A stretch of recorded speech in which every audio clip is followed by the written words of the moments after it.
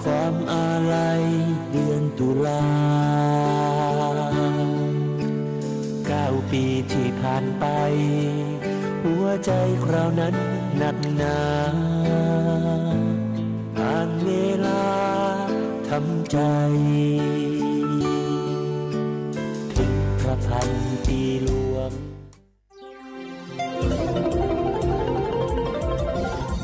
วิทยุแห่งประเทศไทยให้ความรู้คู่ความสุขสถานีวิทยุกระจายเสียงแห่งประเทศไทยจังหวัดเชียงใหม่ AM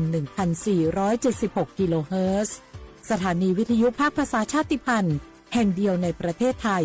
ที่มีความทันสมัยเชื่อถือได้สร้างอัตลักษณ์กลุ่มชาติพันธุ์สู่สากล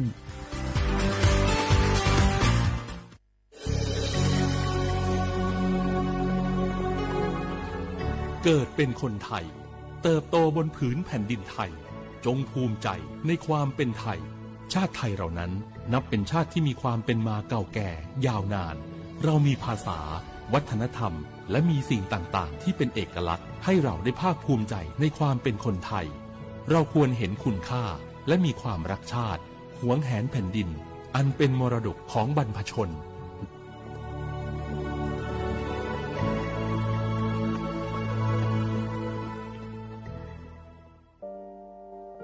งาฮือละหุยาชอเจทอกา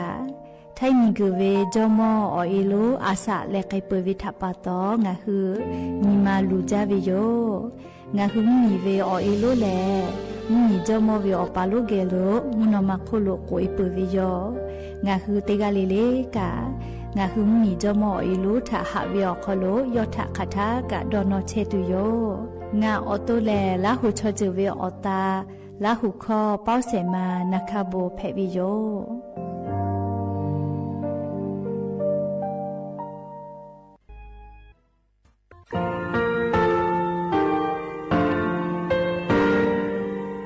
งาคือมีติปิเพกาวิชแลงาคือติกาติชูแลติเลเพกาวิมาเฮ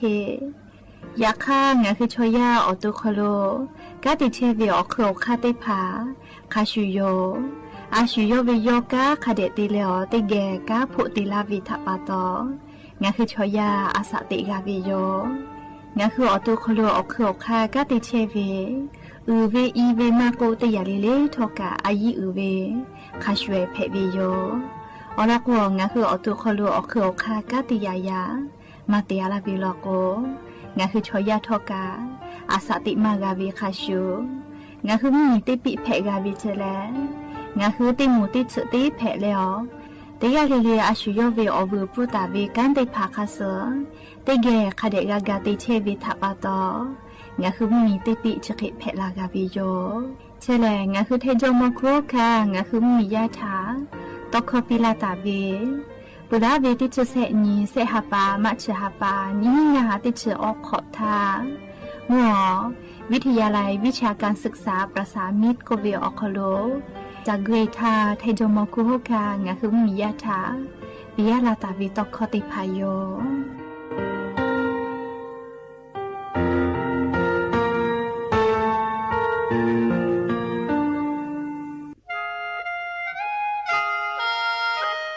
คณะรัฐมนตรีมติจอตาเวคาสนิชกอนิติชหปานิหิงาหาขอชิสขอวิอยาวคโล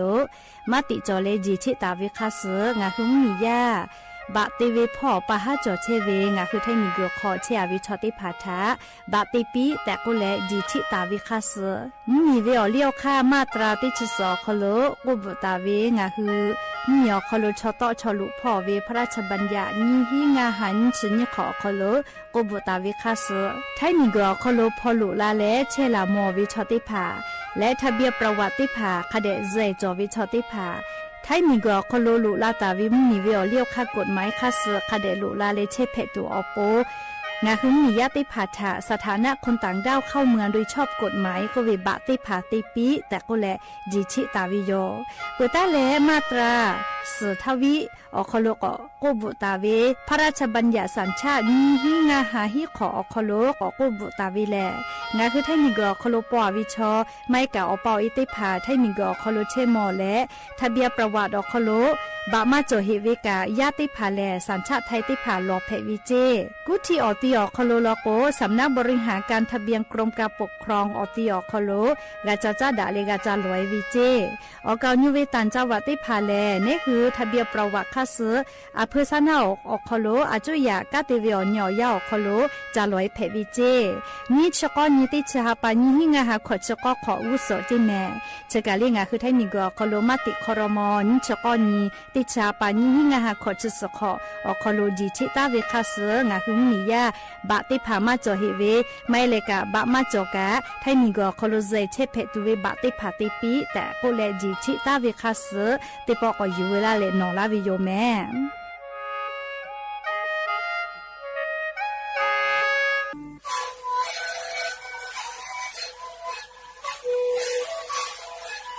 ชีวิตคือหนูคือยาแก้เชื้อวีออกข้อชีแล้วและหูเข้าตัวคือออกที่จังหวัดที่ไหนเอ็มนาบาเด็กที่โอหาสุดที่เกิดขึ้นเล่นเล่นหลอกเอาพ่อออยาแก้เชื้อได้มาเลยดูแลได้ชิ้นมาเลยเล่นถือไปออยาที่มาดิคือแต่แล้วก็มาดิชาพยายเล่นเล่นและหูคอก็เชื้อวีและงานและหูคอก็เชื้อสมาในคาโบในวิดีโอ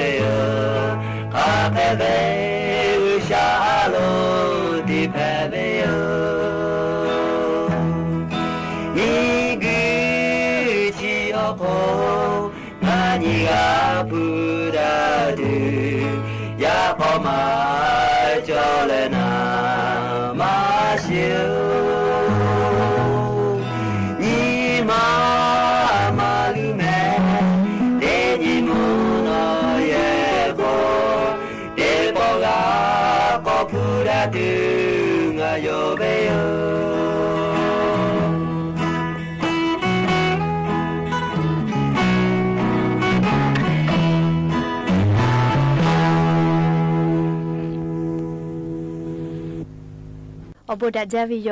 อย่าเพิ่งหาติปอทอกาดัจจาวิโยยาเชอขลงาคือติปอกอกามิลาเลอเชป้าป้าลุเชตาวิงาคือราหุยาติภาเกอไรกาอบดัจจาขลกอกามิลาเลอติเกอขอกากอกาดักเชวิทัปตออรเปติกาลิลิทะตาอุยอยาวิโอขลลาเซจาเลอไรกาอบดัจจาขลพอแลหะอยู่ลาวิโยแม่หะวิโอวิโอเนราหุยาข้าพ่อเฉพาะโดยเชตาเวข้าคิเพเชลีนาเตียลิลิทอกาจ้าแม่ดอแม่ซึแม่กาแม่ฮาเลดอซาเชลลีนาชุดเจวิโอยากาเนี่ยคือไทมิงกอคอโลแลมุกะวิโอยาคอโลเชตาปุวิทัปตองาคือเตียลิลิทอกามุกะเสมาติภาฐานี่คือตอดะแลปุกะกะกิตูจาวิดอวิเชวิจวิเตเจลิลิพ่อกาอายิเตแลอาชุยอตุยอยากาทะกะเดนหะซาดักอิสิแมมและยันยี่เวอยาแลจะได้สอคอโลสเปอร์นี่ยันยี่แลติชนี่ฮาปาดิสิบาฮาปาคอโลยันยี่ฮาปาสกอนี่ฟ้านี่เพวิโยและจะขอทอกันยี่หินชงาขอสขอฮาวิโอวิโอเนราหุยาติพาวเตฮาเลเลวิโอยาฮินาริควายตาและคอนาริทักขะไกเตฮาเลเลงาคือราหุคอไรกาอบดัจจาคอโลตอกไอเชวิโยวิทยุเรดิโอAM ติฮิโอฮาสจิคกิโลเฮิร์ตเตไลพองาคือราหุคอตอกไอเชอปุตตะเลกันยี่พอติพอ Facebook Fan Page สวทเชียงใหม่ AM 1476พ่อกะไลฟ์สดติตอกไอเชวิโยอวิโอเนราหุยาติพาติแกลุลาและกดไลค์กดแชร์ติแลนี่คือลาหูชอเจตาโอกาปิดักไอแพวิยอมแล้วอย่าปื้อฮาวิอยาวคอโลทอกายูเวลาตาเวซาตาอลอติพาทอกาไลรอยูเวลาตาวิโยอวิยานี่ลาหูยาติพาทอกาติแกลาหูคอพอนาและโอกาปิดักไอแพวิโยแม่จี้เจ้าปากกรมอุตุนิยมวิทยาพ่อยุคือฉันแต่นี่แหละอลอซาตาติผาปีลักไอตาวิแลจะได้ยินยอคโลเลยยะนี้ฮาปัสกอนยเก่าเลยก้อนยตาเลยได้ชุดได้ยินเวอยาเชอคโลแลมุกะวิมหอกอมาอซากโลลาเลอาจก็กอเลกะไอตุโยเจก็เปื้อเลยติชุนี่นี่ตาเลยติชุเซนี่เวอยาเชอคโลแล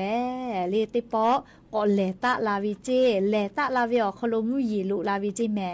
เลมุยีลุลาวิเจเลงาคือแทมุเมียวนาติตอพอติชตินตาเลติชเซนิเวียาติกาติติมุยีลาไกตุโยเจเลคเตเลซาลุเลกามุยีลุลามาตุเวเลติชนี่ตาเลติชเซติชนี่ฮาปาดิเซบาฮาปาอคโลงาคือไทมุมีอนาติตอพอกามุยีลุลาตุโยเจเปื้อเลติชออนตาเลติชหินี่แลมุกาวิมุฮอกอมาลุติดีก็มือลุลาและติปอกกอและกอกะจากไอตุโยเจ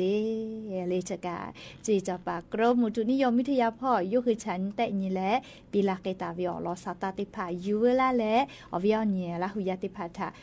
โทมาลาเชวิโยแม่ก็จะเละเลียนติลอเปิดติลอไกสาเลียงาคือเยกาโคโลเยจาเชเวเกตฟูติพานาเลียติปูเวียนะติชงากิลูเวเลติถังเวนะแกะเลียเยกาขวาเอาชอติจาเชเวมาวิแกะเยเวเลสุจะมาตู้เลชเบติจูเวียาเลหันคือจาวิทาปตอเลแค่กว่าอฟูมาตะตูอาจุยารัฐบาลติตาวิเจแกะฟูเลมากาไตตัวปูนะติฐานเวียเลอฮาลินจุเซบะเวียแต่ตาวิเจแกะติชงากิลูเวียก็วิแม่เลแค่ก็เซฮาปาอฟูมากาตะตุนติตาตุโยเจแค่ก็เตฮาปาจันวารีฮาปาเตเลเซชเตนีเซฮาปามาชาปาคาไกเจนติตาตุโยเจเลแกะฟติพานะลินติตาตุโยเจแม่เลแค่ก็ชะกางาคืออาจุยารัฐบาลดอลตาวิแลงาคือมียาอาสาติกอคโลกาจากาดอวิพอกาดะกิกาตุอโปดอลเลเลอฟติพันติตาวิเจแม่เลชะกาอยู่เวลาแล้ววิอเนียลาหุยาติพาทาอลอสาตาติภาเกามาลาวิโยแม่ก็จะเละๆงาคือไทยมีและกัมพูชามีจื้อพอเวซาตาอลอกาอาจจะก่อนนาสิแม่เละแล้วก็งาคือไทยมีและกัมพูชามีจื้อพอกาเลชุดที่คือเวียยาอคโลจีดาหอมากาวิทัปตอละจ้าเยเลเลบอกวิโยกัมพูชาชออลบอกคือลาวิโยกัมพูชาชอบอกคือลาวิทัปตองคือไทยมีชอกา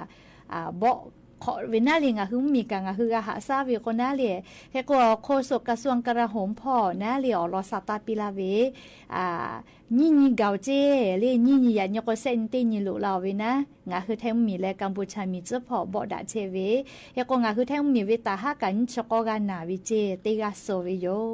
เลียโลนี่มาลูลอเวแม่เลียสเคเจติกามาเฮเลีย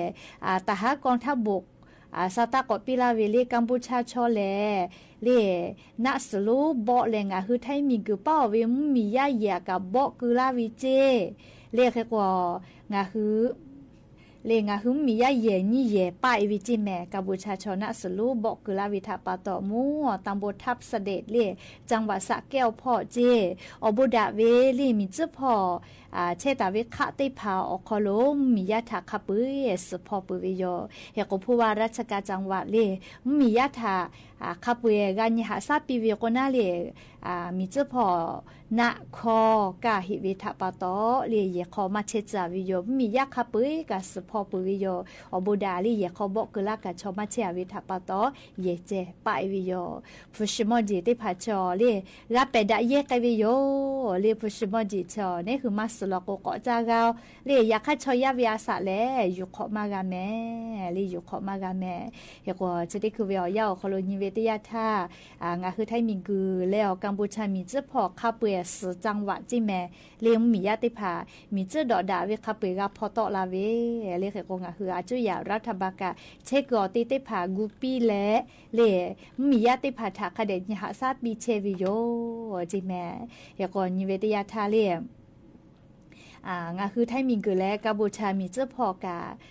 จีดาหอมากาวิโยเลจีดาเลมิงก็สจิกสันนาโคกาจีดาเอากาเลมาโบโคกาเกาะบอกคือลาเวคเตลันทาวิยาจะปูนะสโลโกเลเลกัมพูชามีเป้าเวคาสิโนเยลุขอบอกคือเปียวิเจแล้วกะเตเข้าเชยฮือละจ้าเตกอติเตพาเพเวลอเจก็มาเลขกว่าจะได้คือขกายกางคือแท้มีและกัมพูชามีเจ้าพอแลกอมากาเซเลขกว่างาคือไทยมีกอขลมมีญาติพาทอกาตาฮาเลตาฮาตาญุติพาละจ้าอยู่ต่ออยู่ลุเชเวอตีแต่เวโมเลละจ้านามือนาสแต่เวไม่กะตาฮาสวากอติติพาวิดีโอมากอฮาทอแลสื่อโซเชียลมีเดียพอตาเจมาติเลก็กำติคือนุเป้าวิชมอโกเลงาคือไทยมีเกเป้าละจ้าแต่กอติอคโลบอกคือลาเจไม่กะตาฮาติพาบอกคือลาเจเลขก็งาคือมีกาลิมมียากากาหาซาดักเวนาเลติเกลแล้วก็ลูวิเซเวลจะติพากาลาวิทยาทางคือมีอคโลเลนิมาลูเว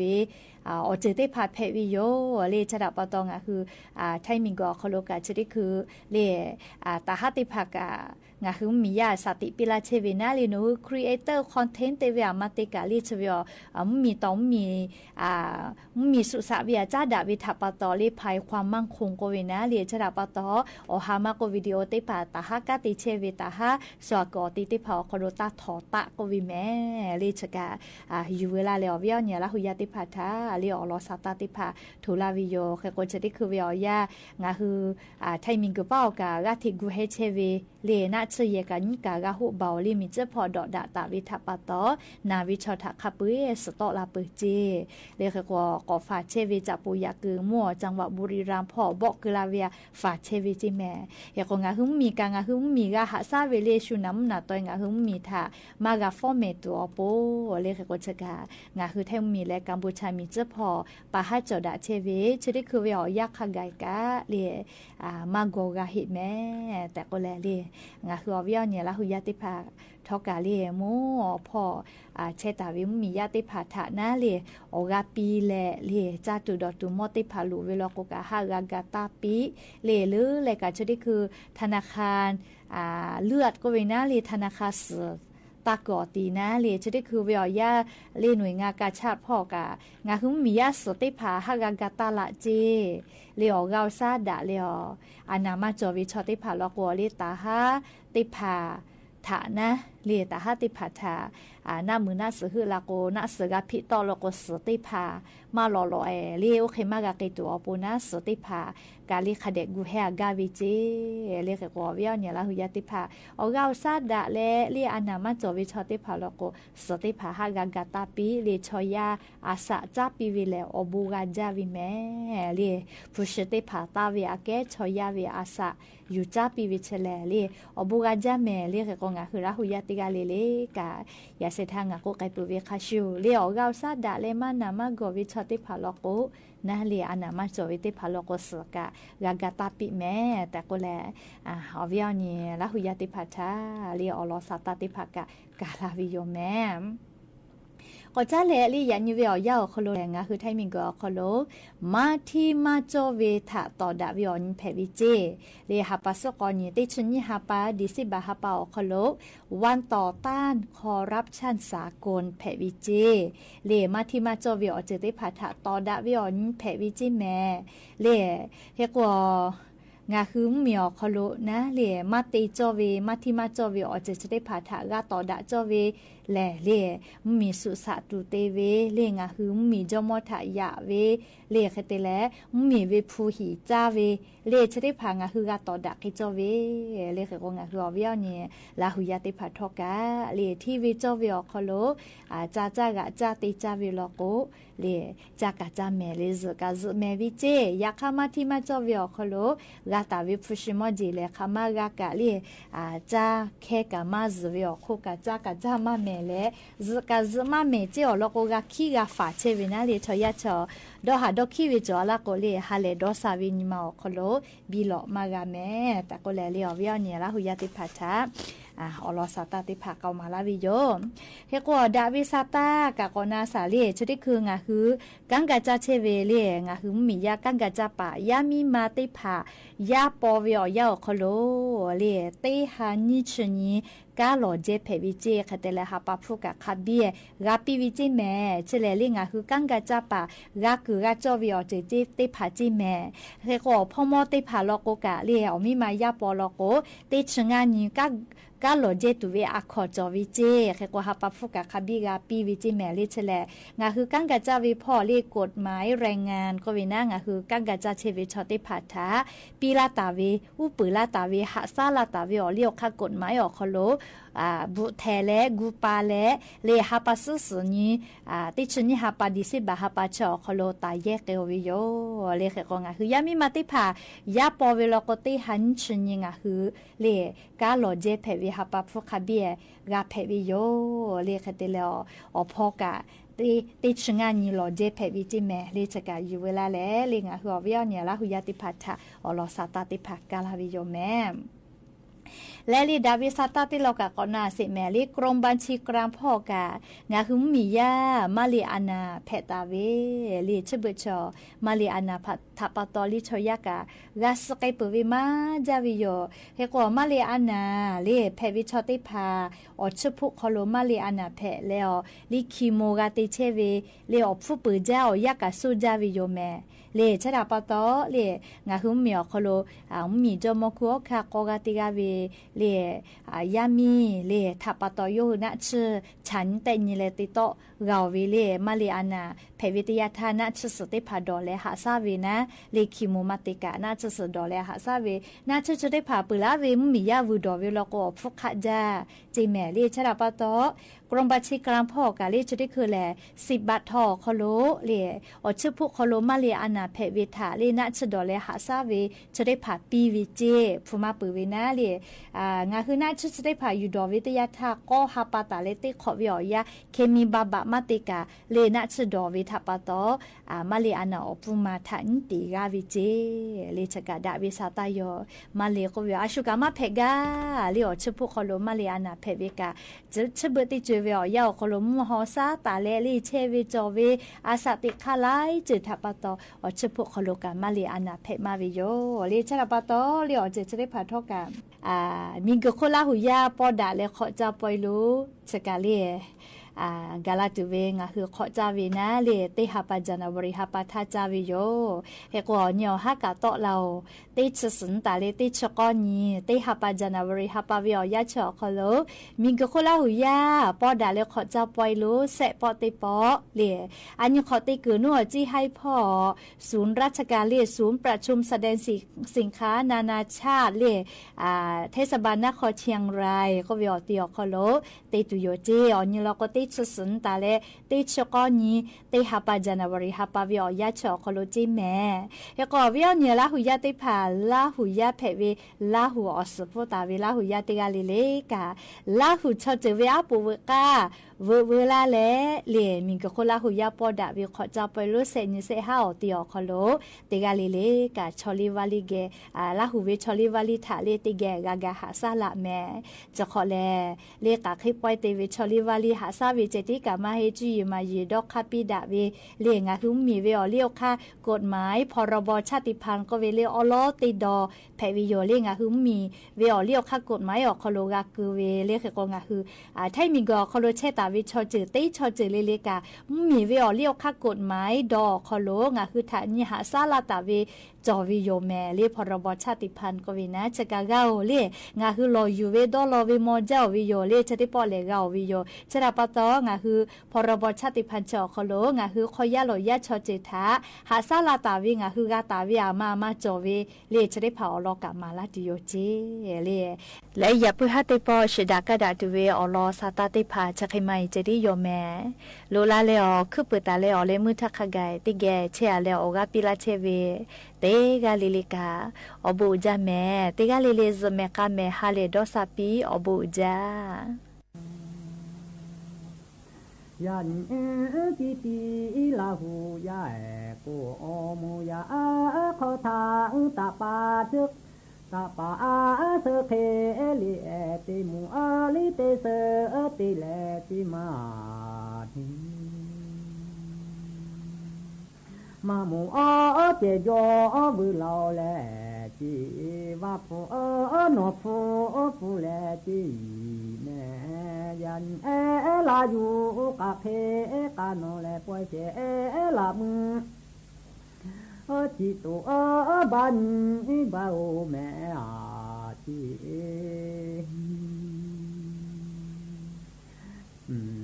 ยันที่แม่ก็ตามือกาเจญาบุจีแม่ว่าป่าเจขอว่าผู้ที่แลจีมาเนียจีคือแต่แลวันยาบุจีคือมีแต่แลจาญาบุอาจี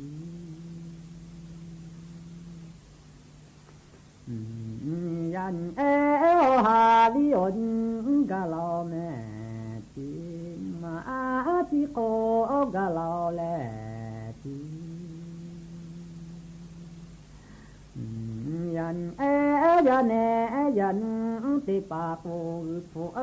จิดาอยู่แลชโมลิวอุโภคุทาเจปีทายุแม่อุโภลามุคุทาเจปีทาโยมิมามิโจขากะจิมาบุกะมโจขะเบียกะตุเวอติ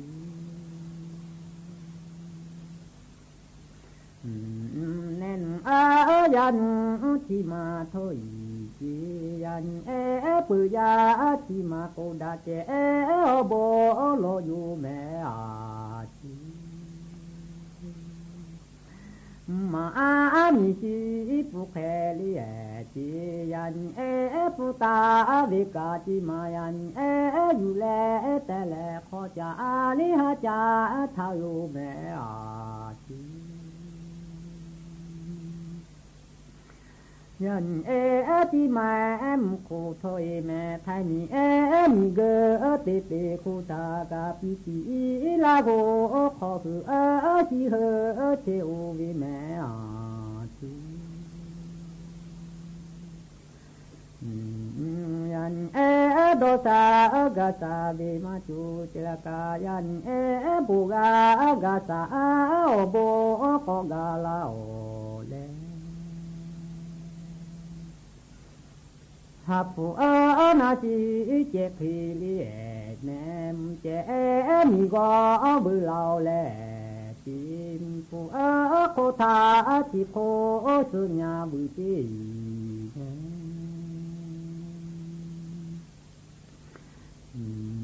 ยันลาโหปิติโตจุมมาโจทอยกาจีแม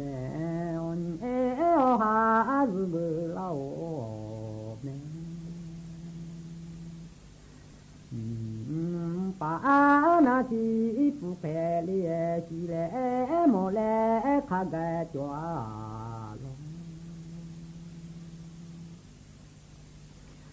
มาปิเตกตาที่อยู่ในขาอิญาบุเมอาจิมาโจเจที่เป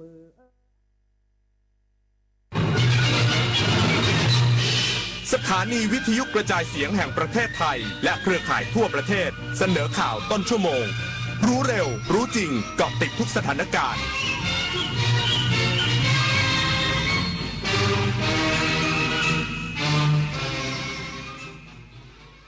รับฟังข่าวต้นชั่วโมง 21 นาฬิกากับผมบุญมาศรีมาศครับพระบาทสมเด็จพระเจ้าอยู่หัวและสมเด็จพระนางเจ้าพระบรมราชินีเสด็จพระราชดำเนินเป็นองค์ประธานในพิธีเปิดการแข่งขันมหกรรมกีฬาซีเกมส์อีกสักครู่กลับมาติดตามรายละเอียดครับคุณได้สิทธิ์กู้เงิน 300,000 บาทหากสนใจคลิกลิงก์นี้ได้เลยอย่าคลิกเด็ดขาดงานพาร์ทไทม์ออนไลน์งานสบายรายได้สูงอย่าเชื่อครับชีวิตจริงไม่มีใครคอยเตือนแบบนี้กลโกงอันแยบยลอีกมากมายของมิจฉาชีพโดยการส่งข้อความโทรศัพท์สายโทรเข้าหลอกส่งพัสดุรวมถึงแอบอ้างเป็นเจ้าหน้าที่รัฐป้องกันอาชญากรรมทางเทคโนโลยีด้วยการไม่โลภไม่ตื่นตระหนกกับข้อความชวนให้หวาดกลัวไม่หลงเชื่อใครง่ายๆรู้เท่าทันสื่อไม่ตกเป็นเหยื่อของมิจฉาชีพสุขภาพดีเริ่มตั้งแต่วันนี้โดยเฉพาะผู้สูงอายุแค่ลุกขยับวันละนิดเดินช้าๆแต่สม่ำเสมออย่าเครียดเลือกกินให้ถูกหลักพักผ่อนให้เพียงพอที่สำคัญต้องไม่ลืมตรวจสุขภาพประจำทุกๆปีเพราะการใส่ใจดูแลเล็กๆเหล่านี้ช่วยให้ผู้สูงอายุมีสุขภาพจิตที่สดใสสุขภาพกายที่แข็งแรงมาร่วมกันทำให้ทุกวันมีคุณภาพมากขึ้นด้วยการดูแลสุขภาพกันในวันนี้เพื่อให้พรุ่งนี้ท่านยิ้มกันได้อย่างเต็มที่ดูสิลูกเขาโอนกำไรมาให้แม่แล้วนะลงไป10,000 เดียวได้คืนมาตั้ง15,000เลยเขาหลอกให้แม่เชื่อเพื่อให้ลงเพิ่มไงแต่เขาบอกว่ารอบหน้านะจะได้มากกว่าเดิมอีกไม่รู้ละกลโกงเดิมๆแต่เหยื่อหน้าใหม่เกิดขึ้นทุกวันผู้สูงอายุสูญเงินเก็บทั้งชีวิตเพราะถูกมิจฉาชีพหลอกให้ลงทุนผ่านแอปหรือกลุ่มไลน์ช่วงแรกจ่ายจริงเพื่อให้เชื่อใจก่อนปิดเว็บหนีหายอย่าให้ความหวังกลายเป็นกับดักรู้เท่าทันสื่อรู้เท่าทันกลโกงแสนอาลัยสมเด็จพระพันปีหลวงไทยทั้งปวงหมองหม่นกลร่ำให้พระผู้เสด็จสู่ฟ้าสวรรคาลัยแนบดวงใจตามพระบาททุกชาติภพปวงประชาน้อมสำนึกในพระมหากรุณาธิคุณเป็นล้นพ้นอันหาที่สุดมิได้ข้าพระพุทธเจ้าคณะผู้บริหารข้าราชการและเจ้าหน้าที่สถานีวิทยุกระจายเสียงแห่งประเทศไทยกรมประชาสัมพันธ์พระบาทสมเด็จพระเจ้าอยู่หัวและสมเด็จพระนางเจ้าพระบรมราชินีเสด็จพระราชดำเนินเป็นองค์ประธานในพิธีเปิดการแข่งขันมหกรรมกีฬาซีเกมส์ครั้งที่33ที่ประเทศไทยเป็นเจ้าภาพมหกรรมกีฬาซีเกมส์ครั้งที่33ที่ประเทศไทยเป็นเจ้าภาพระหว่างวันที่9ถึง20ธันวาคมนี้เริ่มขึ้นอย่างเป็นทางการที่ราชมังคลากีฬาสถานภายในการกีฬาแห่งประเทศไทยหัวหมากค่ำวันนี้ได้รับพระมหากรุณาธิคุณจากพระบาทสมเด็จพระเจ้าอยู่หัวและสมเด็จพระนางเจ้าพระบรมราชินีเสด็จพระราชดำเนินเป็นองค์ประธานในพิธีเปิดการแข่งขันโดยก่อนพิธีเปิดได้มีการยืนสงบนิ่งเพื่อน้อมรำลึกในพระมหากรุณาธิคุณอันหาที่สุดมิได้ของสมเด็จพระนางเจ้าสิริกิติ์พระบรมราชินีนาถพระบรมราชชนนีพันปีหลวง จากนั้นเป็นการแสดง5ชุดเริ่มจากชุดที่1การแสดงเทิดพระเกียรติสู่จุดเริ่มต้นกีฬาซีเกมส์ชุดที่2ปลุกพลังสู่การแข่งขันชุดที่3สายน้ำหลอมดวงใจเป็นหนึ่งเดียวชุดที่4จิตวิญญาณแห่งความเป็นหนึ่งพร้อมกับการเปิดตัวบัวขาวบัญชาเมฆยอดนักมวยไทยชื่อดังทำการแสดงไหว้ครูมวยไทยและแสดงท่วงท่าการต่อสู้ที่แข็งแกร่งและชุดที่5มิตรภาพคือชัยชนะด้วยการร้องเพลงรักหนักแน่นโดยกันพิมุกภูวกุลหรือแบมแบมก็อดเซเว่นนายกรัฐมนตรีหวังแก้รัฐธรรมนูญพ่วงคำถามประชามติให้แล้วเสร็จช่วงเดือนมกราคมปี 2569 ตามกรอบเวลาก่อนยุบสภานายอนุทินชาญวิรากูลนายกรัฐมนตรีและรัฐมนตรีว่าการกระทรวงมหาดไทยในฐานะหัวหน้าพรรคภูมิใจไทยเปิดเผยว่าวันนี้ได้ประชุมพรรคร่วมรัฐบาลพิจารณาการแก้ไขรัฐธรรมนูญในวาระ2ซึ่งท่าทีของพรรคร่วมรัฐบาลจะสนับสนุนรัฐธรรมนูญให้เป็นไปตาม MOA ส่วนเรื่องการยุบสภาส่วนตัวมีหลักเกณฑ์ในการยุบสภาเพราะเป็นอำนาจของนายกรัฐมนตรีตัดสินใจซึ่งมีหลายปัจจัยที่จะทำให้ยุบสภาสำหรับปัญหาชายแดนไทยกัมพูชาจะไม่นำเรื่องความขัดแย้งของประเทศมาเกี่ยวข้องกับเรื่องการเมืองซึ่งการปกป้องอธิปไตยของชาติรัฐบาลให้การสนับสนุนและเชื่อมั่นในกองทัพไทยย้ำว่าต้องการเห็นรัฐธรรมนูญได้รับการแก้ไขแต่การโหวตรัฐธรรมนูญวาระ3จะเกิดขึ้นในปีนี้หรือต้นเดือนมกราคม 2569 หรือไม่ย้ำว่าต้องทำตามกติการวมทั้งยังมีขั้นตอนการทำคำถามประชามติเกี่ยวกับการแก้รัฐธรรมนูญด้วยซึ่งเป็นความร่วมมือของสสและสวพรรคภูมิใจไทยมีความพร้อมอยู่แล้วผลิตนาถ ขวัญแสนสุขรายงานรัฐมนตรีว่าการกระทรวงดิจิทัลเพื่อเศรษฐกิจและสังคมสั่งการผ่อนปรนเปิดสัญญาณชายแดนชั่วคราวสถานการณ์ไม่สงบไทยกัมพูชาเตือนประชาชนระวังสแกมเมอร์นายชัยชนกชิดชอบรัฐมนตรีว่าการกระทรวงดิจิทัลเพื่อเศรษฐกิจและสังคมหรือ DE เปิดเผยว่าได้มีข้อสั่งการผ่อนปรนการใช้เสาสัญญาณโทรคมนาคมในพื้นที่ชายแดนไทยกัมพูชาเป็นการชั่วคราวเพื่อรองรับสถานการณ์ความไม่สงบที่เกิดขึ้นในพื้นที่โดยก่อนหน้านี้ได้มีคำสั่งให้สำนักงานกสทช.และผู้ให้บริการโทรศัพท์เคลื่อนที่ดำเนินการแก้ไขปัญหาสัญญาณรั่วไหล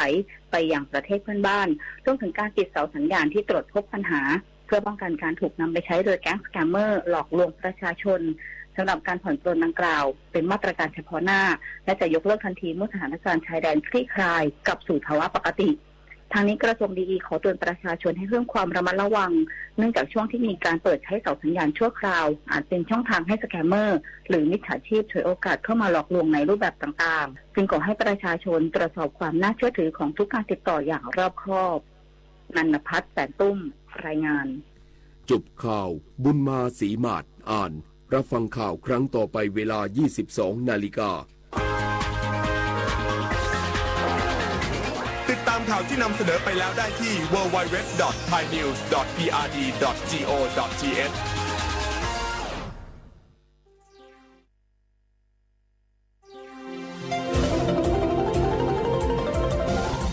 วิทยุแห่งประเทศไทยให้ความรู้คู่ความสุข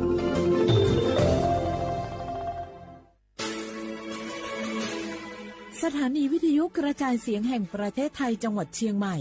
AM 1476 กิโลเฮิรตซ์สถานีวิทยุภาคภาษาชาติพันธุ์แห่งเดียวในประเทศไทยที่มีความทันสมัยเชื่อถือได้สร้างอัตลักษณ์กลุ่มชาติพันธุ์สู่สากล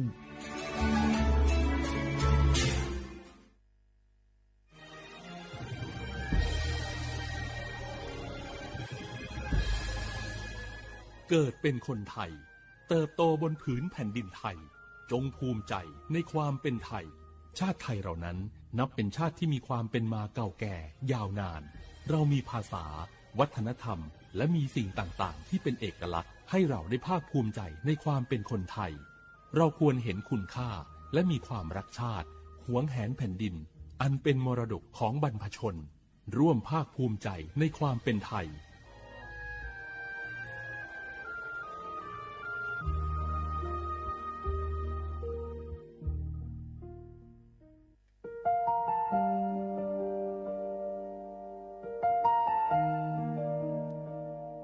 อน้อมเกล้าถวายอาลัยสมเด็จพระพันปีหลวงพระแม่แห่งแผ่นดินผู้ทรงเมตตาเหนือเกล้าขอพระองค์เสด็จสู่สวรรคาลัยข้าพระพุทธเจ้าข้าราชการและเจ้าหน้าที่สถานีวิทยุกระจายเสียงแห่งประเทศไทยจังหวัดเชียงใหม่กรมประชาสัมพันธ์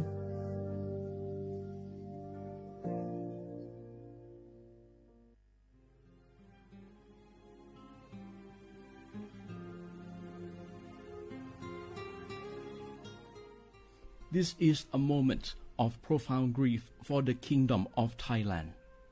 The collective voices of Radio Thailand Chiang Mai join the Thai nation in mourning the passing of our beloved Queen Martha, Her Majesty Queen Sirikit. Her life was a testament to the unwavering service, grace, and deep love for the Thai people. Our humble condolences and thoughts are with His Majesty the King, the royal family, and all the Thai people during this deeply sorrowful time. We will remember her forever.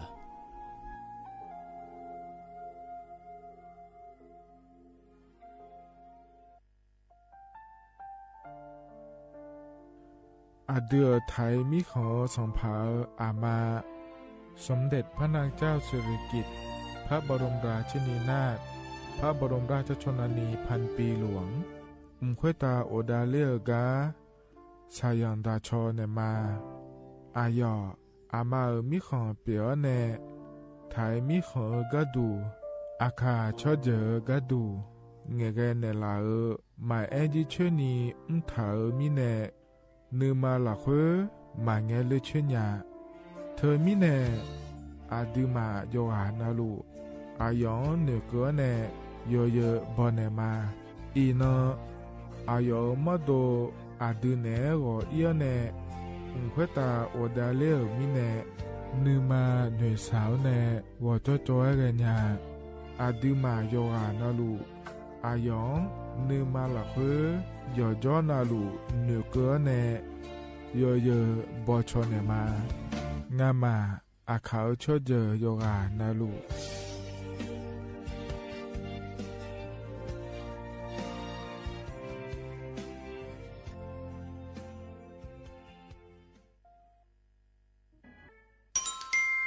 อาเยนิเจลังเงอานานิเชวบาลาเชสีอาคนนิพังอายาโกเชสิเงนอตะกะคณะรัฐมนตรียาบ่จาวลอยอาเยนิสัญชาติก็กอสาลูเดินชาวบ้านเนก็ดูเดและบ่จางาเดเยเนียวเด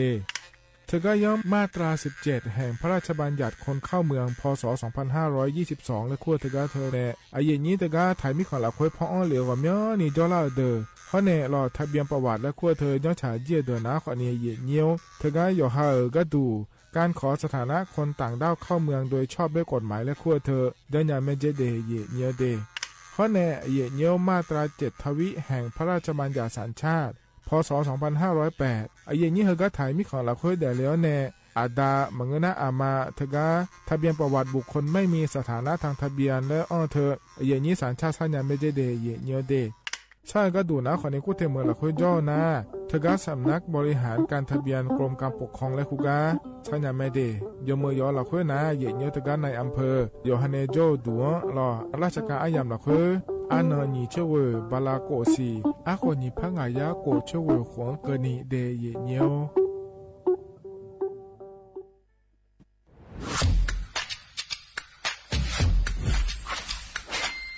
กลับมาแล้ววันนี้กับโครงการคนละครึ่ง plus รัฐออกครึ่งประชาชนออกครึ่งช่วยเศรษฐกิจไทยหมุนเวียนเติบโตถ้าเราช่วยกัน plus ต่อยอดให้เศรษฐกิจไทยเติบโตอย่างยั่งยืนด้วย5 plus plus ที่ 1 เพิ่มช่วงอายุผู้เข้าร่วมโครงการจาก18ปีเป็น16ปีplus ที่ 2 เพิ่มวงเงินใช้จ่ายจาก150 บาทเป็น200 บาทเพิ่มพลังซื้อของประชาชนเพื่อกระตุ้นการหมุนเวียนในระบบเศรษฐกิจฐานรากลดภาระค่าครองชีพ plus ที่ 3 เพิ่มสิทธิพิเศษด้วยการดูแลผู้ที่อยู่ในระบบภาษีให้ได้รับสิทธิพิเศษมากขึ้นเพื่อสร้างแรงจูงใจให้ทุกคนร่วมอยู่ในระบบอย่างโปร่งใส plus ที่ 4 เพิ่มโอกาสให้นิติบุคคลขนาดเล็กเข้าร่วมได้ให้ธุรกิจเติบโตเป็นกำลังสำคัญของเศรษฐกิจไทย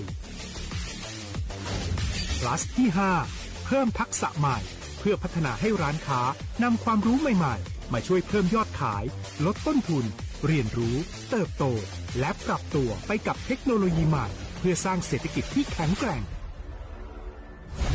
จากคนละครึ่งสู่คนละครึ่ง plus ไม่ว่าจะสั่งข้าวคนละจานชาเขียวคนละแก้วขนมเค้กคนละชิ้นหรือหลายๆชิ้นก็ใช้ส่วนลดได้ทันทีสูงสุดวันละ200 บาทแถมใช้กับฟู้ดเดลิเวอรี่ก็ยังได้สำหรับประชาชนไทยอายุ16ปีเป็นต้นไปสมัครรับสิทธิ์ผ่านแอปพลิเคชันเป๋าตังค์วันที่ 20-26 ตุลาคม 2568 สำหรับร้านค้าที่สนใจร่วมโครงการสมัครได้ผ่านแอปถุงเงินวันที่ 15 ตุลาคมถึง 19 ธันวาคม 2568 แล้วเตรียมพร้อมรับลูกค้าจากทั่วประเทศเพราะนี่คือโครงการที่คนไทยทุกคนช่วยกัน plus เพื่อให้เศรษฐกิจไทยโตไปพร้อมกัน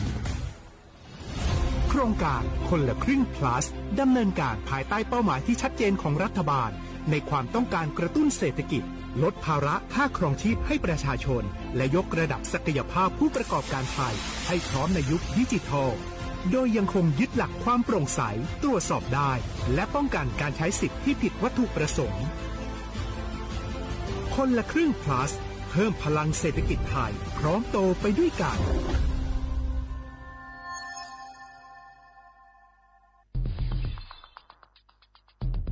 แค่3 ปีความเสียหายจากอาชญากรรมไซเบอร์ของคนไทยพุ่งทะลุถึง 94,000 ล้านบาทหรือเฉลี่ยปีละ 30,000 ล้านบาททุก1 ชั่วโมงเราเสียเงินกว่า 3.4 ล้านบาทให้กับมิจฉาชีพออนไลน์โจรไม่เห็นใจคนอาชีพไหนอายุเท่าไหร่สถานะทางการเงินแบบใดหมอพ่อค้านักธุรกิจนักเรียนแม่บ้านข้าราชการเกษียณทุกคนตกเป็นเหยื่อได้เสมอและวันหนึ่งอาจเป็นคุณหรือคนที่คุณรักเพราะจุดอ่อนร่วมของเหยื่อคือความเร่งรีบขาดสติหรือแม้แต่บางครั้งก็เกิดความโลภจนเกินไปอย่าปล่อยให้การกดคลิกเดียวลิงก์เดียวทำให้โจรยิ้มกว้างวันนี้ถึงเวลาแล้วที่คนไทยทุกคนจะต้องร่วมมือกันสร้างภูมิคุ้มกันอาชญากรรมไซเบอร์ช่วยกันหยุดก่อนที่ภัยไซเบอร์จะทำให้คนที่คุณรักและตัวคุณเองกลายเป็นเหยื่อ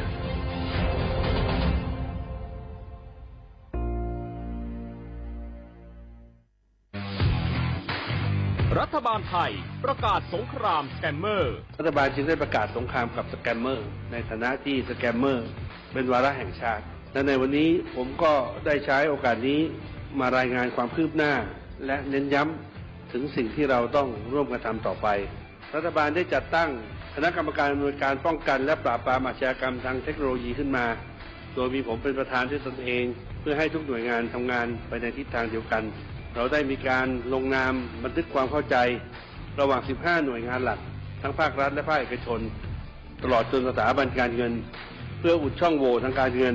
และตัดเส้นทางเงินของกระบวนการอาชญากรรมเหล่านี้ให้สิ้นซาก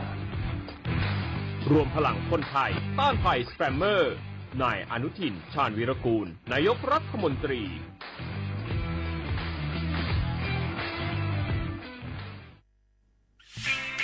เส้นทางสายหมอกที่สวยที่สุดในเมืองแพร่กำลังรอทุกคนไปวิ่งด้วยกันครับทุกก้าวของคุณคือพลังของลมหายใจ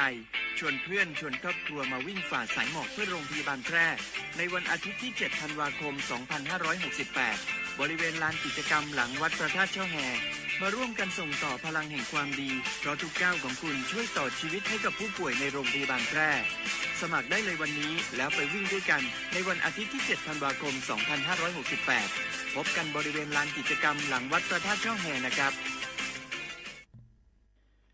HIV 那个阿莫造的后โรคเอดส์น่าเดือดห่อสปสช那个拉萨普ห่อเนอชอบบ้านเนอเมน่าจีน่าเล่หนูขมันไผ่เร็วเดือยอห่อบัดทองซุ่มยากาสีชิห่อเนอตาบอจาลิเนอเมหน่วยบริการอากาห่อลาซาเนอเมสีชิห่อเง HIV อาโมอูนา cho chế đùa nà có amo giảm ya ga biểu ta mà biết gì ni là sao mẹ chỉ cha là khối chi mà bị cô ya ga họ biểu mẹ virus tập accept si mà em wanna lo mà em ya ga biểu bị giàu mẹ xin nhớ chế món na số po số cho tị sum sum chấm yo số po số cho kết nương chiang mai naga chấm yo ngà sum nhị ye ngà sum ngà bayo dam order naga tị cô chấm yo numa nago nalu de naga te sum nhị sum yoga nalu ga tu me de kha cha menu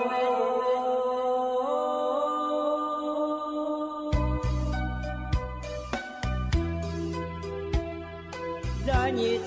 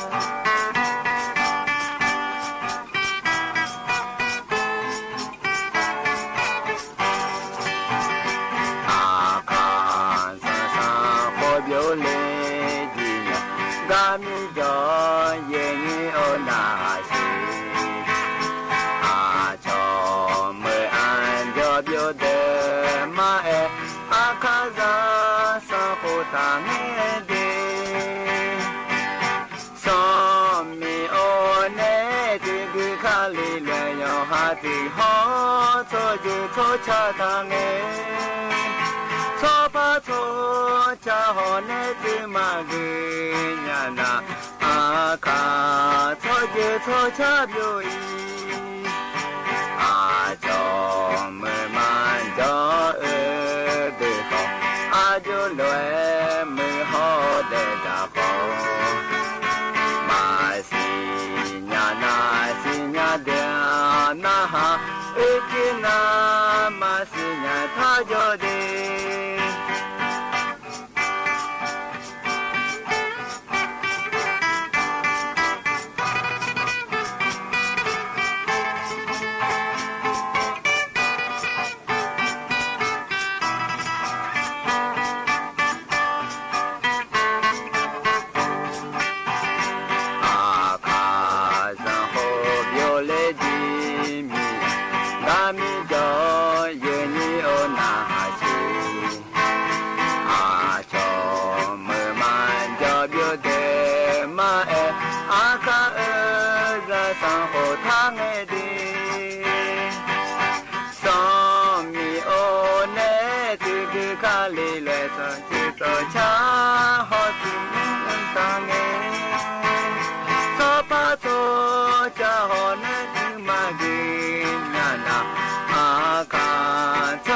cho cha biểu ý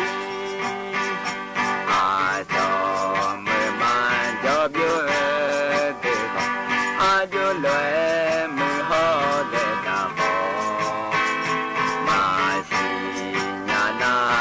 ညာတဲ့နာဟာဧကိနာမစီညာထောကြောဒီအခါဆောင်ဟိုကျချောတဲ့အခါသာသောကျေသောချတ်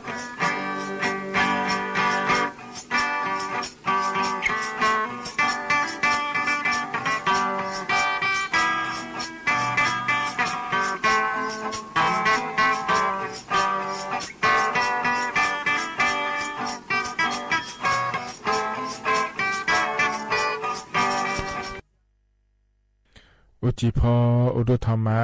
ให้ยินมีของอย่าจวานาลุเนลอยิเนียว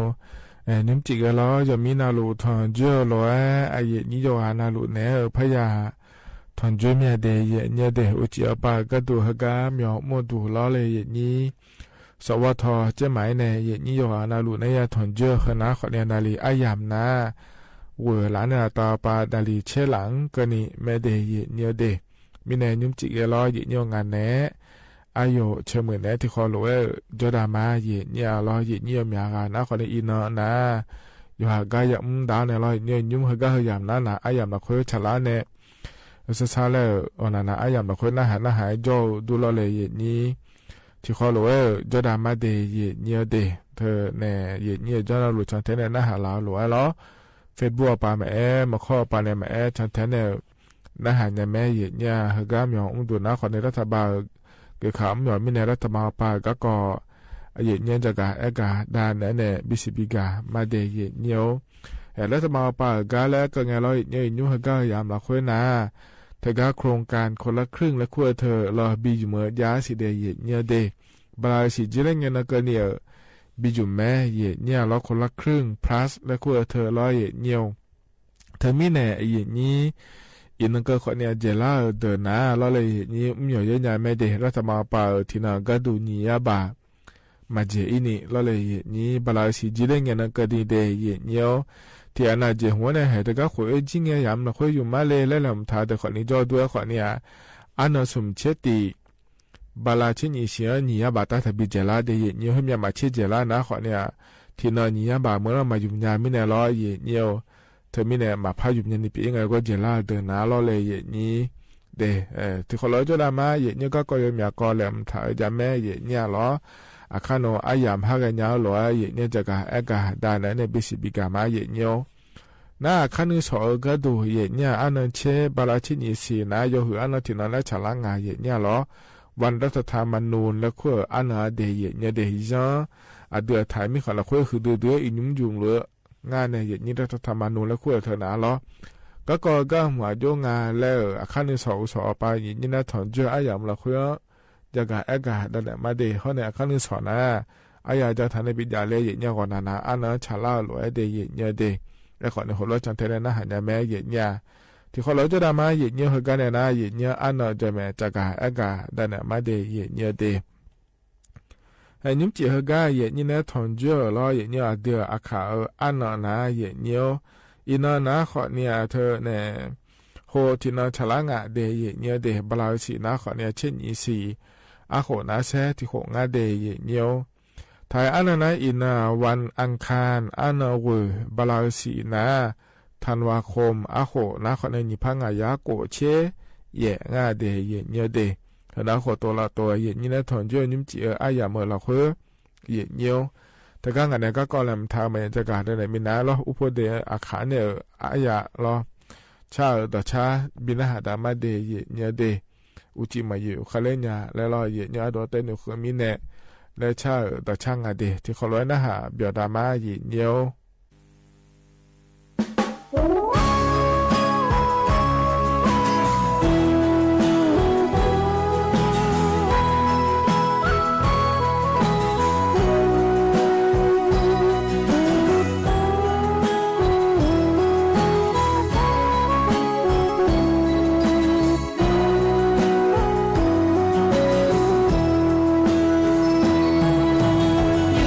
有金马有个嘞。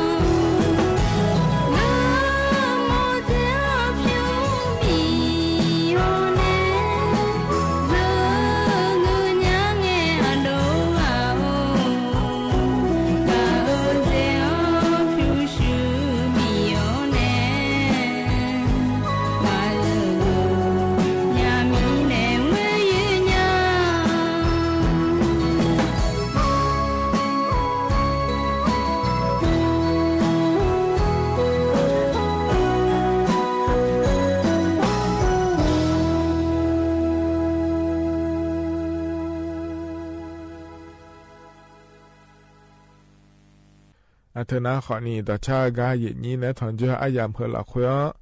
พอเนี่ยบินาหาดาเดเย็นจะได้อุปเดอาคาเนี่ยต่อชาแม่เย็นเนี่ยเราจะรานาลุเวอาจจะน่าหาเปียวดูเดเย็นเนียวกาจะนอนปาละอันเนี่ยน่าหาล่าอาเย็นนี้ขอนี่เจ้าดูรอเย็นเนียวเฟซบุ๊กปาเนี่ยน่าหามามอข้อปาเนี่ยน่าหามาทิกตอกปาเนี่ยน่าหามาเดเย็นเนียวเดที่ขอลุเวเจ้าดามาเย็นเนี่ยเราเหกันเนี่ยนะการัฐบาลก็ก่อเย็นเนี่ยจะไม่จะกากาด้านนั้นเนี่ยบิสิบิกามาเดเย็นเนี่ยเดเย็นนี้สิญญาไม่รออีนุ่มทีวีปาแม่มาข้อปาแม่จันทเนี่ยนะหานารอเย็นเนี่ยยุ่งเถอะกาอาเดือไทยมีของเขาเนี่ยกัมพูชามีของมีขาตาพอปะเดเย็นเนี่ยเดอีนุ่มน้าคนนี้มีเบอร์รอยาหลุง่ายนี่พอปะหลุล้อเลยเย็นนี้เธอมีเนี่ยรอเหก็เหก่อเราเพื่อนนะเย็นเนียวเธอเนี่ยอาเดือนในยุทธมนตรีรอเย็นเนียวมีเนาะอันเนาะเย็นกันเนาะก็เขาจะได้อายามรอเช่นอยู่เราเพื่อเราเลยเย็นนี้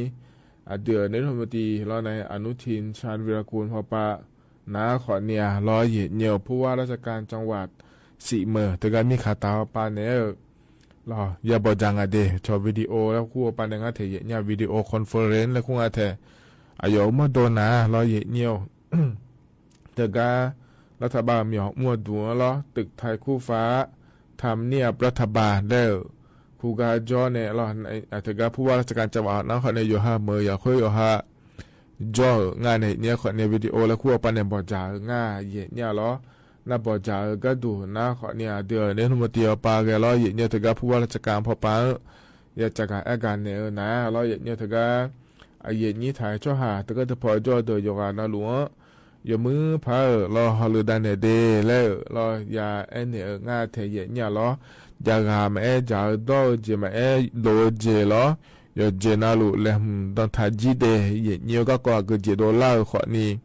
เธอพอดูเลยนะขอเนี่ยเนี่ยย้อนนะหลวงอย่ามือชอบบ้านเนี่ยพายแล้วรอดอกหัวยาบินเนี่ยง่าเดเนี่ยเดเขาเนี่ยรอจะนอปาจอเนี่ยลาซาลัวเดฮอลูดาลัวเดไม่เชื่อป่าก็ดูนะเบอร์ดาฮางานในอย่างนี้เธอก็มีขาตากาดาฮาหลัวเนี่ยเราถ่ายมีของฮอลูดาหลัวเราอย่างเดียวถ่ายมีของลาซาหลัวถ่ายช่วหาลาซาหลัวเดียอย่างเดียวเจล่าเงี้ยคนเนี่ยเดือถ่ายช่วหาเดือถ่ายว่าป่าดาฮที่เราเลยอย่างนี้เธอก็เบอร์ลูกาเราอย่างเดียวชิงเดและแม่เธออย่างเดียวเราถึงไม่แน่เราเลยอย่างนี้ดาฮาคนเนี่ยและเจเนี่ยก็มุลุแม่เดือถ่ายมีขอเดือดถ่ายช่วหาก็ดูเดียเนี่ยจะไม่ได้เราก็จะนำปาจอเดินนะขอในดันหนูหัวปลามาอาจจะเจ้าหน้าที่ปกครองและคุ้งอะไรเนี่ยเธอเนี่ยปอหลวงกำนันอยู่พอนาลุแวร้อยเนี่ยบีฮอหรือดาวก็ดูเดียและเดือนเนี่ยหมดตีดอกหัวบีเนี่ยง่ายเดมินอตก็บอกจากอายามเมื่อละคุยรอเนี่ยเธอมีเนี่ยรออินยุ่มนะขอในเมื่อละคุยช่วยอย่าบีพอดูเลยเดียเนี่ยเดเธอศรีสะเกษบุรีรัมย์สุรินทร์ฮอเนลอุบลราชธานีพอปะเนี่ยล้ออีนุ่มนักเนี่ยล้อเธอก็เจ้าหน้าที่ปกครองและคุ้มอะไรเนี่ยส่วนงานก็เรามากับน้ำปอลุมเราผู้ว่าราชการประวัติเขาเนี่ยอสอยู่พอเราหรือว่าเนี่ยชลบปาขอในง่ายเดเนี่ยเดเธอก็เนี่ยพอโดนก็ขอเนี่ยพัวขอในบิชอนเรื่องงานเนี่ยล้อเนี่ยหยองบีฮอลหรือดานเนี่ยก็ดูเดแล้ว งานเนี่ยนี่เทมิเนี่ยเยนี่อยู่นาลัวล้อเยนี่อยู่พออยู่จนเลยนะหาลัวอีน้อายามละคุยขอเนี่ยกำลังซัดชนเลยนะแม่แต่หาป้าขอนี่กำลังซัดชนเลยเนี่ยอย่างนั้นเดี๋ยวถึงจะพอจะเดือดถ่ายมีของก็ดูขอเนี่ยกำลังซัดชนเลยเนี่ยแม่เดียเนี่ยเดียถึงจะเกิดเงี้ยล้อเยเนี่ยเฮก็พอพาเบอร์ล่าก็ดูนะขอเนี่ยอันนั้นสิเงี้ยนั่นเนี่ยอายามละคุยงานเยเนี่ยแล้วถึงจะเนี่ยอำเภอกันทะลักจังหวัดศรีสะเกษและคู่กันเนี่ยอันดับเบดาหลังเดียเนี่ยเดียอันนั้นสิเงี้ยนะแล้วเยเนี่ยเธอเนี่ยอายามก็หาจะได้ในลีเชิงอำเภอละคุยแล้วเนี่ยกัมพูชามีเขาปันในจะแม่เบอร์หลังงานเดียแล้วตัวก็งานไทยเยเนี่ยเดียรัฐบาลพอป่าก็ดูนะแล้วอินเทอร์มิเนี่ยเราเบอร์หลายมินาเดียวพอป่าก็ดูคนเนี่ยเบอร์หัวงานเนี่ยเยนี้ก็เลยนะขอเลยเบอร์ดาหลังงานไทยเยเนี่ยเราอันนั้นเสียเนี่ยอันนั้นเยอะเกินนี่ไม่ได้เยนี่เดี๋ยวเราเบอร์ดาหลังล้อเยเนี่ยแต่มิเนี่ยอินุ่มนะขอเนี่ยเราเบอร์หลูจากงานเสียเยเนี่ยเดี๋ยวนี่พอป่าหลูล้อเลยเยนี้เทอร์มิเนี่ยล้อเยเนี่ยก็ก่อนนะขอเนี่ยเกินเงินเกินนี้เยอะแล้วแม่เกินยังง่ายเทเยเนี่ยขอเนี่ยรออย่างนี้อยู่วันละหัวเราจนแท้เนี่ยนะหาเนี่ยแม่เดย์เนี่ยเดย์อายุน้อยอายุรอก็พอเนี่ยแม่ทีวีปั๊มแม่จนแท้เนี่ยนะหาเนี่ยแม่ง่ายก็พอเนี่ยขอเนี่ยเนี่ยจะกะด่านเนี่ยบิสิบิกามาเยนี่เทียนอยู่หายาโลอยู่หายเยนี่โลแล้วแต่หากเนี่ยถึงก็จะพอก็ยังเยอะเดี๋ยวขอนี่จะดูเยเนี่ยเราอยู่วันละหลวงบิเกมาเดย์เนี่ยเดมีเนี่ยเราจะกะตอนนั้นเนี่ยบิสิบิกามาช่องแท้เนี่ยนะฮะเนี่ยไม่เดย์เนี่ยเดเพราะนะรัฐบาลป่าอัดดันแบกก็เยเนี่ยเราจะกะด้านเนี่ยบิสิบิกาเดย์เนี่ยอันนั้นใจที่ก็ดูนะเยเนี่ยอินานะอัดดันแบกนองาเดย์เนี่ยเดอินาอันนู้นงานฉลาดมีเนี่ยเราเนี่ยเธอเนี่ยกีฬาซีเกมและคู่เธออาเดียไทยมีขอยืมซ่องเหลือเนี่ยเฮก็ไทยมีขอหลักหัวรอเนื้อเดียเนี่ยเดซีเกมแล้วเธอนะขอเนี่ยเฮก็อาเซียนมีของหัวเปล่ารอเฮก็เดียไทยมีขอหลักหัวที่ขอเลยอุลาในกีฬาเธอเนื้อล่าเดียเนี่ยเดเฮก็หัวโปที่เราหัวก็ดูนะเบอร์เดียไทยมีขอยืมซ่องเหลืองานในเนี่ยจอดเจ้าภาพแล้วคู่งานเดียเนี่ยเดอินเนี่ยอัดดอนเบดาวเนี่ยรอเยกีฬาซีเกมไม่ควรเถอะนะขอเนี่ยอันนั้นหนีเช่บาลาเฮเสียก็เนี่ยบิดาเกิดมาเจเนี่ยล้อกีฬาเกิดนะขอเนี่ยงาเช่เจเนี่ยล้อเฮกันเนื้องาเดียเนี่ยทีเดียวนั่นนะขอเนี่ยมีน้องหุ่นนอนเนี่ยเนื้อดาราแม่เนี่ยไอ้ล้อแล้วเธอกันเนี่ยนี้ช่างแท้ในหอหมอเมียเลยและนะขอเนี่ยเธอกันเนี่ยโทรทัศน์แห่งประเทศไทยและคู่ไปในหอเนี่ยไม่ได้ NBT แล้วงานเนี่ยนี้รอเทมินเนี่ยช่างแท้เนี่ยนะฮะฮอนยาวเนี่ยเราเดือดถ่ายช่วงหากีฬาเนื้อก็ขอเนี่ยบิญญาไม่เดย์เนี่ยเดย์มานี่นะขอเนี่ยMBT เอาไปก็ดูแต่มาเงื้อรอช่องทีสปอร์ตรอเนี่ย PPTV แล้วขั้วไปเนี่ยแม่ฮอนยาแม่เนี่ยเดือดถ่ายช่วงหากีฬาเนื้อเงี้ยเนาะเดย์เนี่ยเดย์วิบากงานเนี่ยก็รอเนี่ยอินาอันนั้นก็เงี้ยเนาะอัดดันไปด้านเนี่ยอันนั้นนี่เช่บาลาเฮเสียงก็เนี่ยอยากเกิดแม่เดย์เนี่ยเดย์ถึงมีเนี่ยเราจะแทนเนี่ยนะฮะเนี่ยแม่เดย์เนี่ยเฮนะขอเนี่ยอาจารย์ที่ก็รอเนี่ยนะอาจารย์ที่ก็ดูนะขอนี่เนี่ยอินุ่มนะจะก็ยามอะไรยกกูแล้วก็อายามมีเนี่ยเราเลยเนี่ยเฮหาแล้วขอเนี่ยมีดาลางาเลยและศิลางาเนี่ยเจริญเนี่ยขอเนี่ยเราเนี่ยกูเทมือแม่โยมยามมือเราคุยขอเนี่ยแล้วเลยนี้โอ้โหฮัลโหลเมียดาลางาเดแล้วยามองาเนียวเธอมีเนี่ยเนียวรัฐบาลป่าก็ดูนะขอเนี่ยโอ้โหแม่บีเมียดาลาก็ดูจนเนี่ยเนียวชาวบ้านเนี่ยผังงาแล้วเจดาลุแม่เดเนียวเดกันเนี่ยนะขอนี่มีจามาบีเขออายามแล้วพระจาราเสียเนี่ยโยฮาเมื่อเราคุยโยฮาอย่าชนแท้เนียวเราเฮงเงินเกิดล้านนะขอนี่มีจามาบีเขอเดและเกิดนะเราอยู่หายังเงี้ยมาเราอีกครั้งคนเนี่ยมาบีเขอเดียนี่แล้วปะคูหูมาโลแล้วเราเลยอย่างนี้อยู่หายาวเธอเนี่ยมัวเจอโลแล้วเราเนี่ยปะบ่มาเราเลยนี่มีจะมาบีเขอยามกระนาเราเธอมีเนี่ยอย่างนี้อยู่หาเมื่อเราคุยอยู่หาอยู่จากอากาศโดนเหลียวเนี่ยแล้ว ยอมเหมือนะหาในช่องแทลอเดเยเนี่ยเดมังเงินนะเราย่อปาบ่องและส่วนในย่อปายุบบ่องเยเนี่ยที่ก้านะไม่เราเยเนี่ยมีจามาบีเคแต่มังเงอเขตอุทยานและพวกเราอย่าบ่ชมบ่ต้องยอมก้านะเฮียามก็แล้วนะมาบิเลเดเยเนี่ยเดมีจาหุมาเคเลกาโดเลกากูมีในล้อเลยเยนี่ถึงมีในยาช่องแทเยเนี่ยนะเธอแต่มังเงอเราเนี่ยตาโนพอปาก็ดูนะขอเนี่ยโลเธอแล้วเลยนี่หัวอาเจมเนี่ยเจอง่าโลแล้วขอเนี่ยเขาก็เลยนะยอมเหมือชดเชดได้สิเดแล้วธุรกิจง่าแทเยเนี่ยเดส่วนโลมาขาล้อเยเนี่ยหัวอาเจน่าเจอนะขอเนี่ยยูบอลในสถานที่เจเยเนี่ยถึงมีเนี่ยเราอยู่หาโลขอเนี่ยอย่าหอง่าในเยเนี่ยชดเชดงาเดเยเนี่ยเดถึงมีเนี่ยเราเยเนี่ยอยู่หาหน้าลุยยูเขาก็ยันเราตาปาก็ดูเราอยู่หามาดูฮอลูดาก็ดูเดเราเยเนี่ยละเนี่ยไปอย่าอีโดนะขอเนี่ยมันเงี้ยนี่ล้อเลยเยเนี่ยสภาพแม่พิเทเราเดเยเนี่ยเดน่าหัวแล้วยามอายามเราคุยแล้วที่อันนั้นขอเนี่ยออกกำลังกายล้อหลายเนี่ยไปอีในจังเอียเดนะขอเนี่ยจังงาเดเยเนี่ยเดแต่ก็เจ้ามาเมื่อเราคุยขอเนี่ยออกกำลังกายจังดูยามก็จะไม่ยอมหล่อแล้วก็เลยเนี่ยน่าจะหล่อพัดหล่อก็หัวพัดเนี่ยงาเจเลยเยเนี่ยก็ยามเราคุยน่ะล้อที่มีในแกเนี่ยนะขอเนี่ยอยู่ให้ข้างเราคุยจนเนี่ยออกกำลังกายเธอจังเดเลยธุรกิจง่ายเธอเยเนี่ยล้อนาก็จะเดออาชนะมาเชื่อพยายามงานเจเยเนี่ยเสือสาก็หอบปะล้อเยเนี่ยเทียนาเบอร์จอโลกหอบผืนและคุณแม่ล้อในนี้สามมันก็โดยเชื่อเพื่อเจนาก็ขวัญนี้ยังไงยุ่งหนาล้อเยเนี่ยแต่โคโรไอ้ยามเราคุยกันอย่างนี้มองอะไรเยเจไอ้เชนในใจเงโลอุ้ยหาแล้วอย่างนี้ยังเงโลแล้วล้อเยเนี่ยที่มีในฮก็เดินหน้าชนะมาเชื่อย้อนเดและงานเทียเยเนี่ยมองหอบปะเนาะล้ออยู่หาอย่าสิยังงานเลยเนี่ยมาพักกันเลยมีอะไรเหือแล้วนะขวัญนี้หมอจะกันเนี่ยเขามาลาซาอีหลอเดเยเนี่ยเดเหือหนาล้อเยเนี่ยยุ่มเหือกาอาดัมเบียยามเหือเราคุยล้อเยเนี่ยเนี่ยทองจุนเนี่ยจะกาเอกาดานเนี่ยบิสิบิกาเดเยเนี่ยเหือกาหนาวเนี่ยล้อต่อชาติบิมได้นะหาดามาเยเนี่ยต่อชาติบิมนะหาดากานะอุยชาติเชี่ยวหัวปะล้อเนี่ยกรมอุตุนิยมวิทยาแล้วคู่งานเถอะก็เดินหนาล้อเลยเนี่ยเนี่ยเยเนี่ยล้อเหือกาในน้ำไม่หัวปะดูโยจากการอากาศก็ถูกยังงั้นเลยและขนมงั้นเขาก็พอเนี่ยจากการอากาศตอนเนี่ยมาเดย์เนียวเดย์แต่ชาจะแม่นะฮะแต่มาเนียวยุ่งเขาก็พอเนี่ยเป็นนะฮะแต่ชาเขาก็เฮบิวนาล้อเนียวมีชาคุยตาเดลูกเงเล่ชาแต่ชางเดย์ที่เขาเลยนะฮะแต่มาเนียว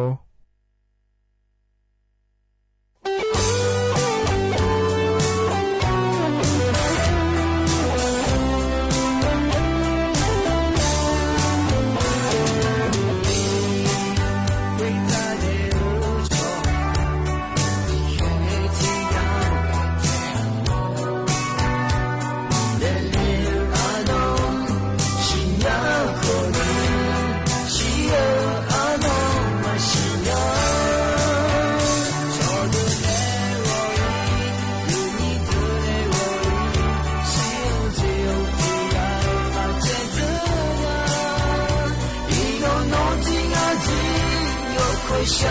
你的那让他的心里我给你浪费流干的泪连我又可以不顾虑我想你中年我自己让自己感动满血啊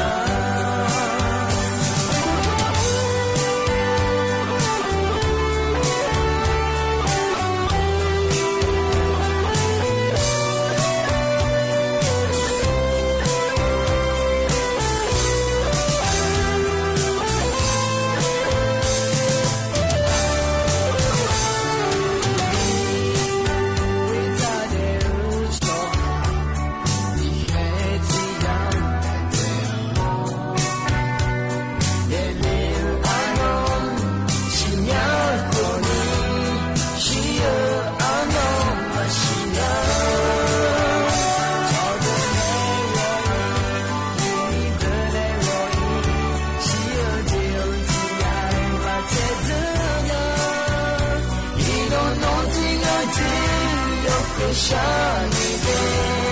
爱让他的心里我给你浪费流干的泪连我又可以不给我想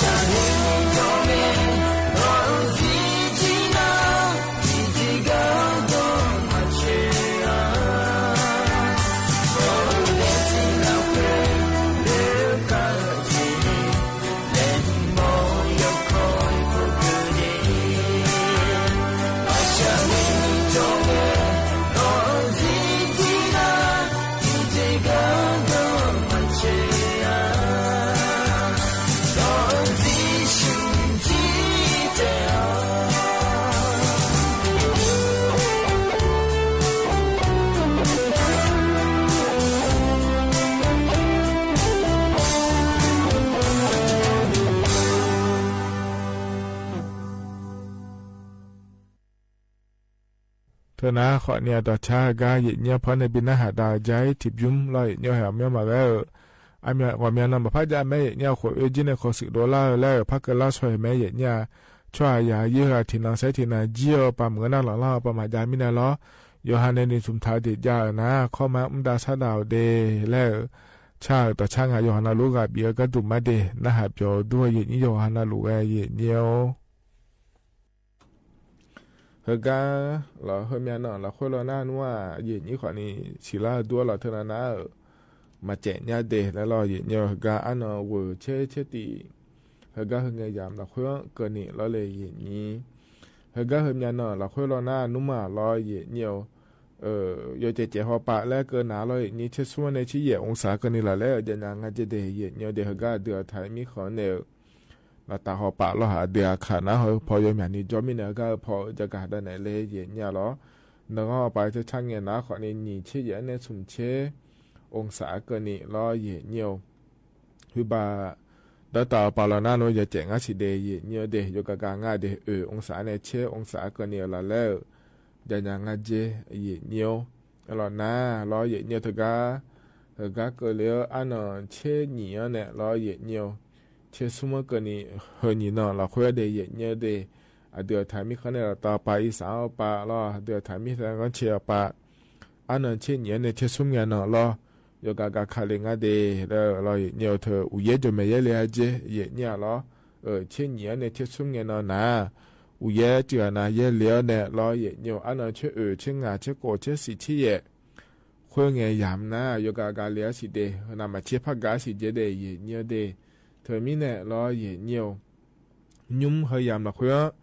ยากากามีอะไรและแกรอเช่นนี้เชื่อสุ่มเงินนะอุยเยอะเลี้ยเนี่ยเราเลยเหยียดนี้เฮก็เนี่ยนะช่วยเนี่ยละท้าป่าก็ดูนะคนนี้เขานำมาเช่พระเจ้าคาเลนยังงาเดพระกาคาเลนยังงาสิเดและตัวจากาเอกางาเดเหยียดเนียวเดอุยเยอะเธอนะคนนี้เช่นเนี่ยสมเชียบยุ่มกันนี่ละแล้วยะเลยอย่างงาเดและตัวจากการเอกางาเถียเนี่ยที่ไม่ได้ยกนาลัวล้อยมุจจาโดยเนี่ยก็ดูอยู่หายจังงานในเหตุนี้ยกการแพร่ดุมล้อเดยเนี่ยเดยกการแพร่แต่มังเงอล้อเยี่ยวคือบอลละบอลล้ออุโคล้แล้วก็โคล้อเหตุเนี่ยเดือดตั้งตาไปจนในหน้าหาลัวเหตุนี้มันก็เจการเหมือนนำมาเชกามีเนี่ยล้อเหตุเนี่ยเหตุนี้เทียนาชอมีคนจอเนี่ยล้อเหตุนี้ย่อมจะขอโทษเดือดไทยมีคนนำมาเชกาขอเนี่ยยาวดูเราอยู่มีกาลอยุ่งพาเขาเลยตลอดเดย์เนี่ยเดอีจูเดียกายุ่งน้าขอนี่มีจ่าอาหูบานาเลยเนี่ยเธอมื่อเช้าเนี่ยอีหลอนเนี่ยเราอีจูแล้วนู้เราเนี่ยในเดียวโลยุ่งหน้าเราเนี่ยโลมาสานีเราเลยนี่มีจ่าไฟฟ้าในอยู่ว่าชอเครื่องทำน้ำอุ่นแล้วกู้งานเถอะเนี่ยเราในอยู่เมื่อเดือนขอนี่จ่อเราเดิมเนี่ยในอยู่มาเลยเยอะแล้วเนี่ยเดิมเนี่ยในอยู่มาเลยแล้วนะขอเนี่ยเราเนี่ยมีจ่ามาบิชอลาก็ดูเราเนี่ย也是说讲พอ的呢比较啦的也เนี่ย的大概呢有么的可能大概有拿了也เนี่ย大概有么可能了就了了个也个你了个你了了个的呢也有个的也เนี่ย的เธอมันเงินนะคนอื่นหาแล้วเราก็กันเนี่ยเราค่อยมีอะไรละมีเนี่ยมีอะไรเนี่ยจะได้เนี่ยเดแล้วเธอก็เนี่ยตอนแกเอาไปแล้วก็ไงเราเนี่ยเธอเนี่ยเธอการเธอพอเขาดูดาวเขาปานเนี่ยงั้นในนี้คณะกรรมการบริหารนโยบายพลังงานและคู่งานเราถ่ายออกไปในยักษ์เกิดไหมเราเนี่ยเธอรู้เธอพอเขาดูดาวอามาอามูมีเนี่ยเราเนี่ยเธอการตอนแกเผื่อเราเนี่ยชอถังแก๊สและคู่งานเธอเนี่ยเราเธอก็เธอเผื่อก็ดูนะขอเนี่ยอัพเผื่อมาบีดาเล่เนี่ยเนี่ยชาวบ้านเนี่ยจะได้เนี่ยมาไม่ได้นะเหรอก็ข้าทั้งพาโดนะยอมมาในชาวบ้านเฮจีเนี่ยอัพเผื่อเธอดาเลียเธอเนี่ยขอเนี่ยถ้าก็จะพอในบ่อเจ้าเนี่ยเราเนี่ยพระชาวบ้านเนี่ยสิเดแล้วรถก็ง่ายเธอเนี่ยเตาแก๊สแล้วคู่เธอรอถังแก๊สเธอเราเนี่ยเช่นงานจิโร่เธอมเดเนี่ยเดเธอยาตานี่เชื่อสมบัติเนี่ยออกมาเจเนี่ยไอ้คนนี้อยู่หาเมื่อเราคุยอยู่หาเจอนาแรกนั่นว่าดาเลียยางานเนี่ยนี่เราเฮากูเทมือเราคุยเราเนี่ยยาตานี่เชื่อสมบัติเนี่ยออกมาเจเดบีเยอะมาเดแล้วรถก็ง่ายเธอเนี่ยเราก็เผื่อก็หัวก็ดูนะขอเนี่ยเธอเนี่ยอันนั้นติบาลาทิสีเหรอข้าทั้งพระดงเงินเนี่ยฮึบาอันนั้นสมเชติบาลาสมเสียงกันเนี่ยบิดาเกิดมาจะได้เนี่ยเดที่ไม่ได้เนี่ยเหรอเธอเนี่ยถังแก๊สเช่นกิโลเธอนะขอเนี่ย ยานี่เชื่อสุ่มบ้านเนี่ยอย่าเยอะงาเดยเนี่ยเดยแล้วเดี๋ยวกันอากาศได้เนี่ยบิสิบิกาเลเดยเนี่ยเดยเฮกันเนี่ยนะยามข้าจะเล่าเหอะแล้วเลยนี้อายชาก็เลยบินหาดากันมาเนี่ยอันนี้เจ้าก็เพิ่นในบินหาดาเหอะนะเขาเนี่ยอายุบุษมาเยอะแล้วดุมก็อาคารเนี่ยงานเดยก็เหมือนอายามข้าจะเล่าเลยเพราะบินหาดาเนี่ยอายามเจียนะก็อีมาเราอยู่นะเราจิวไม่ได้เนี่ยข้านึกสอรอที่เขาลอยแล้วนาฬิกาล้านในเวลาเกินนี้พัฒน์จุลมาเดก็อีมาเดอุดุธรรมะอันนั้นเป็นเนี่ยมาจะมาแล้วก็จะคนเล่นมาที่เนี่ยครั้งนี้อันนี้เป็นข้าจ้าตัวตัวมาโจมาตัวข้าเล่เอ๋ยอันนี้คือเนี่ยตัวตัวเล่นโจแม่หรอถ้ามองมวยเนี่ยอยู่ตัวเป็นน้อยเป็นน้อยตัวอยู่แย่มีเนี่ยเพราะว่ามีเนี่ยโยขัดตัวแล้วมันชัดแต่นางงามเพราะว่าจะอยู่เนี่ยข้างที่เจอจะช่างง่ายเลยอ่ะพุ่งมาถ้าเหลือคนนี้มาชัดตัวนักของประธานเนี่ยที่เนี่ยหน้าที่เนี่ยละดีข้างมองมวยเนี่ยข้างมองมวยคนมาที่นี่นึกว่าลองที่นี่มันนึกว่านี่คือการที่จะพูดจาอย่างโดนที่ดีแล้วหรอมาน้องข้างมองมวยอยู่กับพอที่พัฒนาเนี่ยเอาวิธีการมาส่วนเอาเยอะๆอย่างเอาเลยผมงั้นนี่เดี๋ยวว่าที่ด้วยถ้ายังมองเสียนี่ก็จะเนี่ยแต่ถ้าชอบหน้าเราเป็นเดี๋ยวถ้าหน้าเราช้าสุดแล้วเนี่ย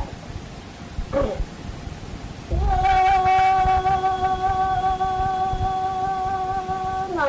แสนน้าก็จะชอบมองเราดูย้อนแม่ดี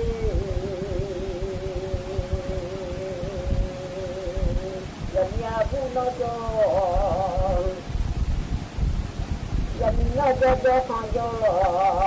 ดอดเลยก็กันแน่นอนผู้ใหญ่ผู้เกี่ยวมาลำยางานยาละเนบุษดีมาลำยา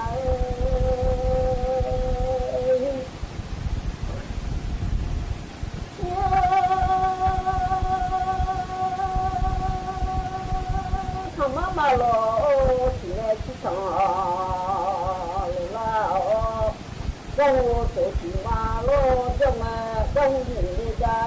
ยังไงดีต้องเสียใจไม่ได้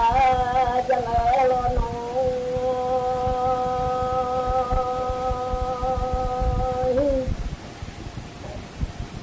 มาดูหมดก็ซ้ำพอญาติเลิกกันเองลาสาวต้องสู้สู้กูเยี่ยยังไงมาขโมยชดยงมาพอญา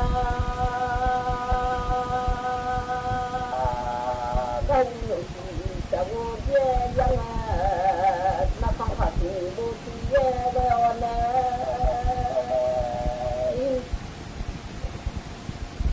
มิเชียนีละเทเบเน่มาญาเลวุมาคามาตุญาเลกาวามานาเลคนเชียวไปมาเลอุตุวาโลมิยาชาดิกามาเลนาโอวาโลมาเด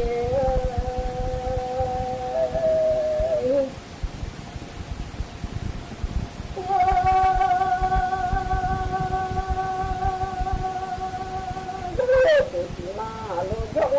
ขมิโอลาบามาโลญาโมเลนาญาเจโมลาญาnhà cửa mà lên nó có thể có rồi thôi mà lên nó hôm nhà đâu có gì là mà chơi trong này tự nhiên mà phải đi lên mà đi lô khó nhà được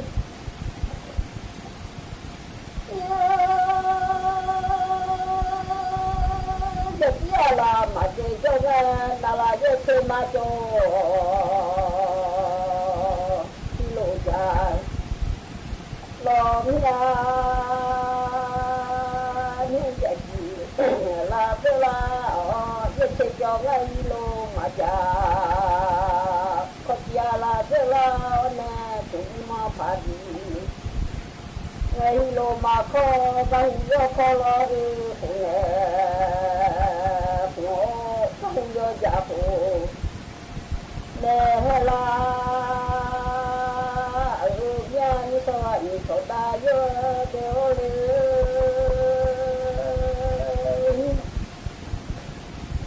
ba nang za o so da la de o de o za o so da la de o không có chơi chào từ nhà rồi sau đó dân nhà tôi mong tôi phụ không lỡ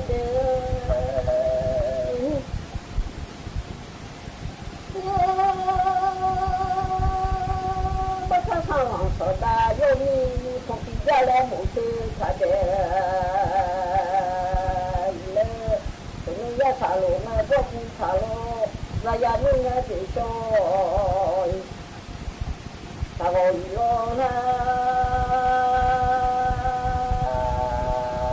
lo mua chi treo nó ra mua chi để cho nè mà gần ya bu lo nhà như là thế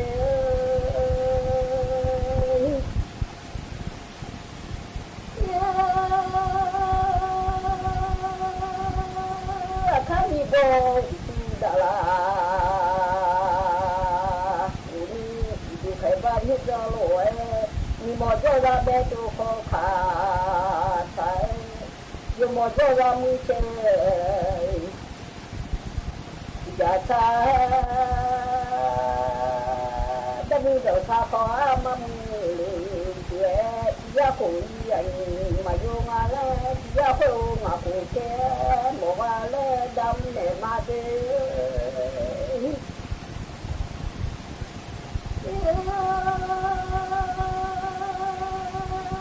mà sẽ nhà đi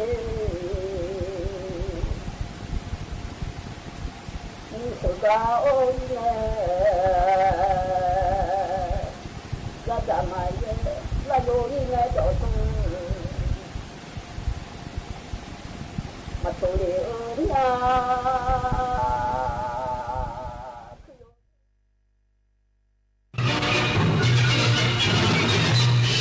สถานีวิทยุกระจายเสียงแห่งประเทศไทยและเครือข่ายทั่วประเทศเสนอข่าวต้นชั่วโมง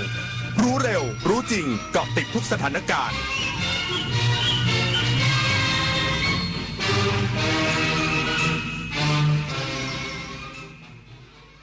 รับฟังข่าวต้นชั่วโมง 22 นาฬิกากับผมบุญมาศรีมาศครับ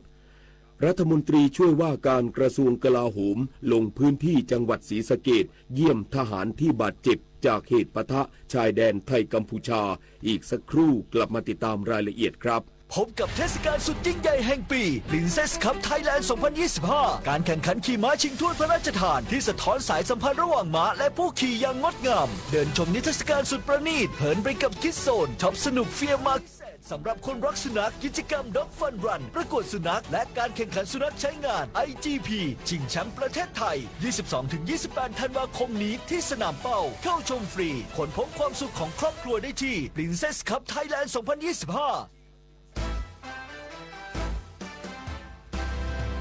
ได้เวลาช็อปได้เวลาเปย์คนละครึ่ง plus นโยบายรัฐหนุนการจับจ่ายเพื่อคนไทยทุกคนง่ายสะดวกรวดเร็วใช้สิทธิ์ผ่าน G-Wallet แอปเป๋าตังค์เท่านั้นเริ่มช็อปได้ตั้งแต่ 29 ตุลาคมถึง 31 ธันวาคม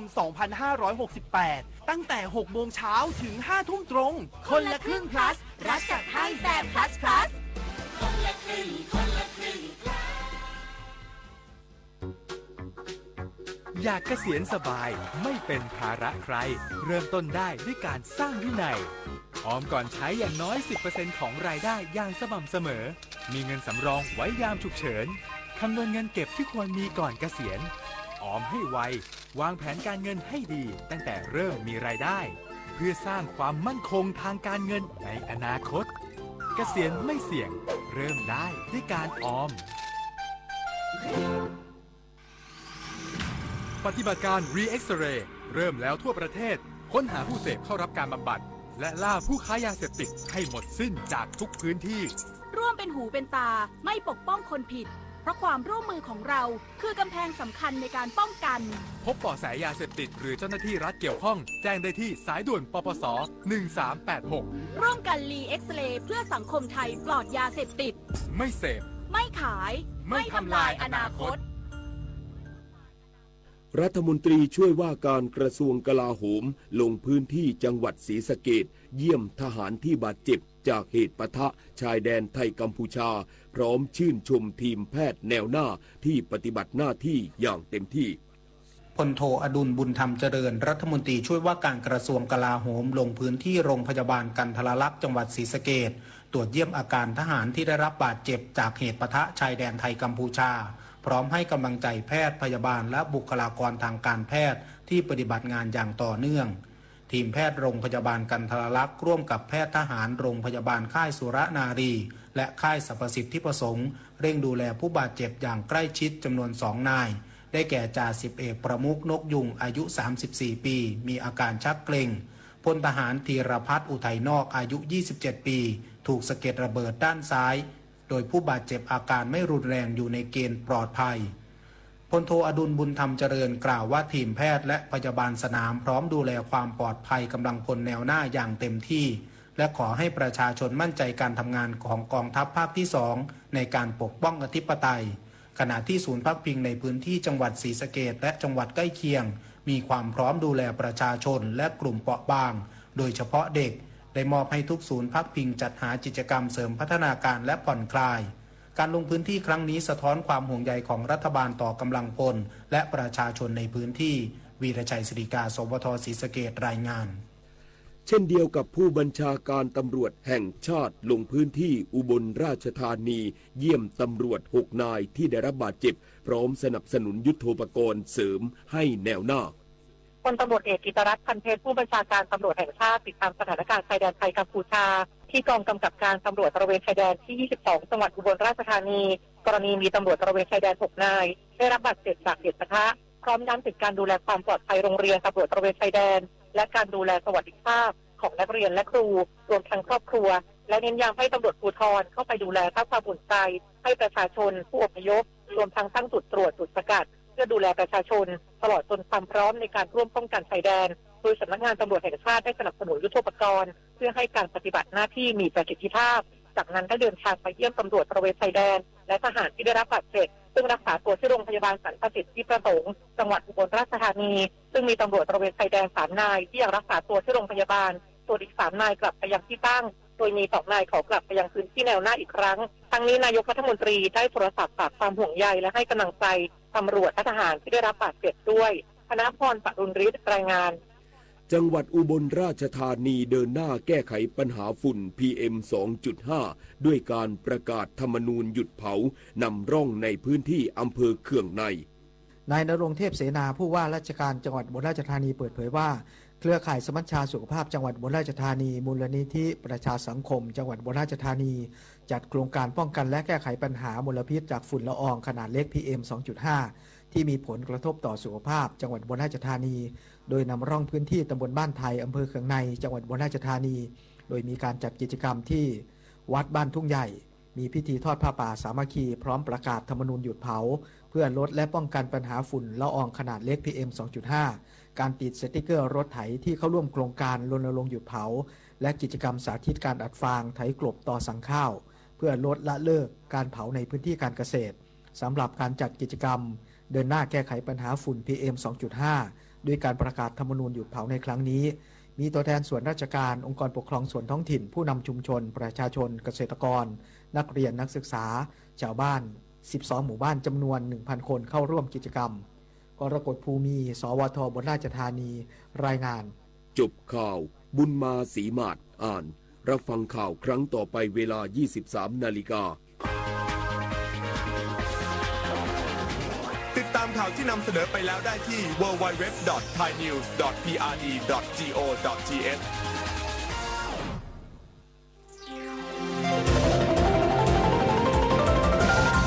วิทยุแห่งประเทศไทยให้ความรู้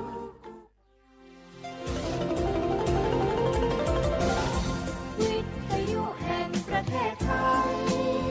ให้ความรู้คู่ความสุข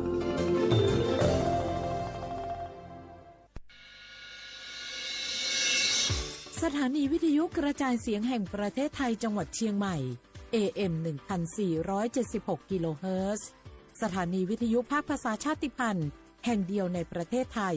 ที่มีความทันสมัยเชื่อถือได้สร้างอัตลักษณ์กลุ่มชาติพันธุ์สู่สากล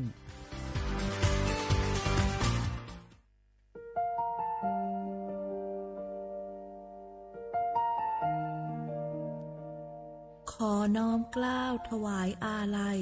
สมเด็จพระพันปีหลวงพระแม่แห่งแผ่นดินผู้ทรงเมตตาเหนือเกล้าขอพระองค์เสด็จสู่สวรรคาลัยข้าพระพุทธเจ้าข้าราชการและเจ้าหน้าที่สถานีวิทยุกระจายเสียงแห่งประเทศไทยจังหวัดเชียงใหม่กรมประชาสัมพันธ์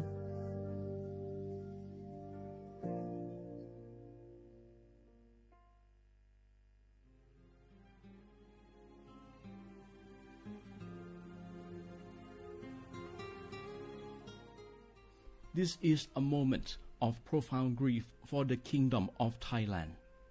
We, the collective voices of Radio Thailand Chiang Mai, join the Thai nation in mourning the passing of our beloved Queen Martha, Her Majesty Queen Sirikit. Her life was a testament to the unwavering service, grace, and deep love for the Thai people. Our humble condolences and thoughts are with His Majesty the King, the royal family, and all the Thai people during this deeply sorrowful time. We will remember her forever.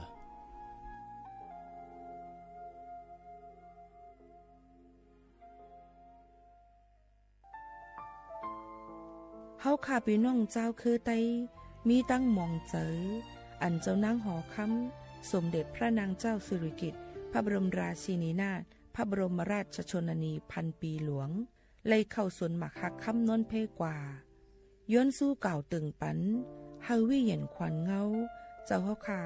ฮอดถึงตีสุคติกัดเย็นเสกำเฮาข้าพี่น้องก้นคือไต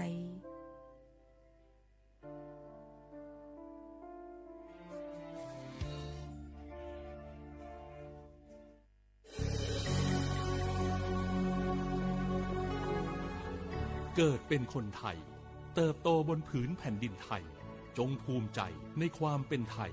ชาติไทยเรานั้นนับเป็นชาติที่มีความเป็นมาเก่าแก่ยาวนานเรามีภาษาวัฒนธรรมและมีสิ่งต่างๆที่เป็นเอกลักษณ์ให้เราได้ภาคภูมิใจในความเป็นคนไทยเราควรเห็นคุณค่าและมีความรักชาติหวงแหนแผ่นดินอันเป็นมรดกของบรรพชน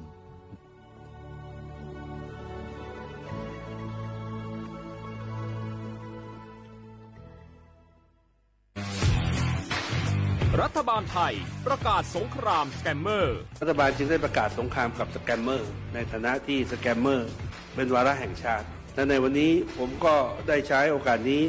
มารายงานความคืบหน้าและเน้นย้ำถึงสิ่งที่เราต้องร่วมกันทำต่อไปรัฐบาลได้จัดตั้งคณะกรรมการอำนวยการป้องกันและปราบปรามอาชญากรรมทางเทคโนโลยีขึ้นมาโดยมีผมเป็นประธานด้วยตนเองเพื่อให้ทุกหน่วยงานทำงานไปในทิศทางเดียวกันเราได้มีการลงนามบันทึกความเข้าใจระหว่าง 15 หน่วยงานหลักทั้งภาครัฐและภาคเอกชนตลอดจนสถาบันการเงินเพื่ออุดช่องโหว่ทางการเงินและตัดเส้นทางเงินของขบวนการอาชญากรรมเหล่านี้ให้สิ้นซากรวมพลังคนไทยต้านภัยสแกมเมอร์นายอนุทินชาญวีรกูลนายกรัฐมนตรี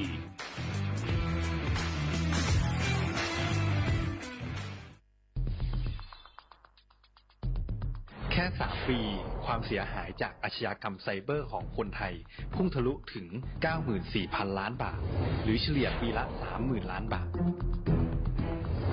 ทุก1 ชั่วโมง เราเสียเงินกว่า 3.4 ล้านบาทให้กับมิจฉาชีพออนไลน์โจรไม่เห็นใจคนอาชีพไหนอายุเท่าไหร่สถานะทางการเงินแบบใดหมอพ่อค้านักธุรกิจนักเรียนแม่บ้านข้าราชการเกษียณทุกคนตกเป็นเหยื่อได้เสมอและวันหนึ่งอาจเป็นคุณหรือคนที่คุณรัก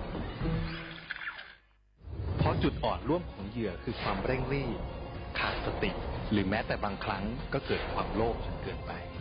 อย่าปล่อยให้การกดคลิกเดียวลิงก์เดียวทำให้โจรยิ้มกว้างวันนี้ถึงเวลาแล้วที่คนไทยทุกคนจะต้องร่วมมือกันสร้างภูมิคุ้มกันอาชญากรรมไซเบอร์ช่วยกันหยุดก่อนที่ภัยไซเบอร์จะทำให้คนที่คุณรักและตัวคุณเองกลายเป็นเหยื่อ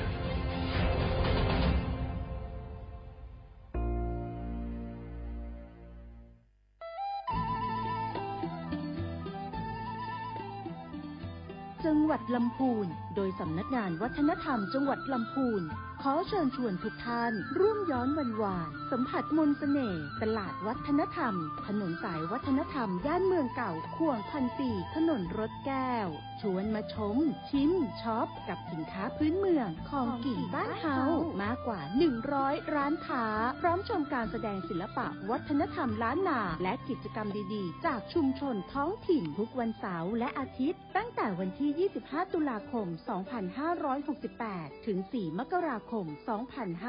2569ระหว่างเวลา 14 นาฬิกาถึง 21 นาฬิกาณตลาดวัฒนธรรมถนนสายวัฒนธรรมย่านเมืองเก่าข่วง1,400ถนนรถแก้วอำเภอเมืองลำพูนจังหวัดลำพูนร่วมแต่งผ้าเมืองใส่เสื้อผ้าเมืองเดินย้อนวันวานเก็บภาพความประทับใจในย่านเมืองเก่าแล้วคุณจะหลงรักเสน่ห์เมืองลำพูน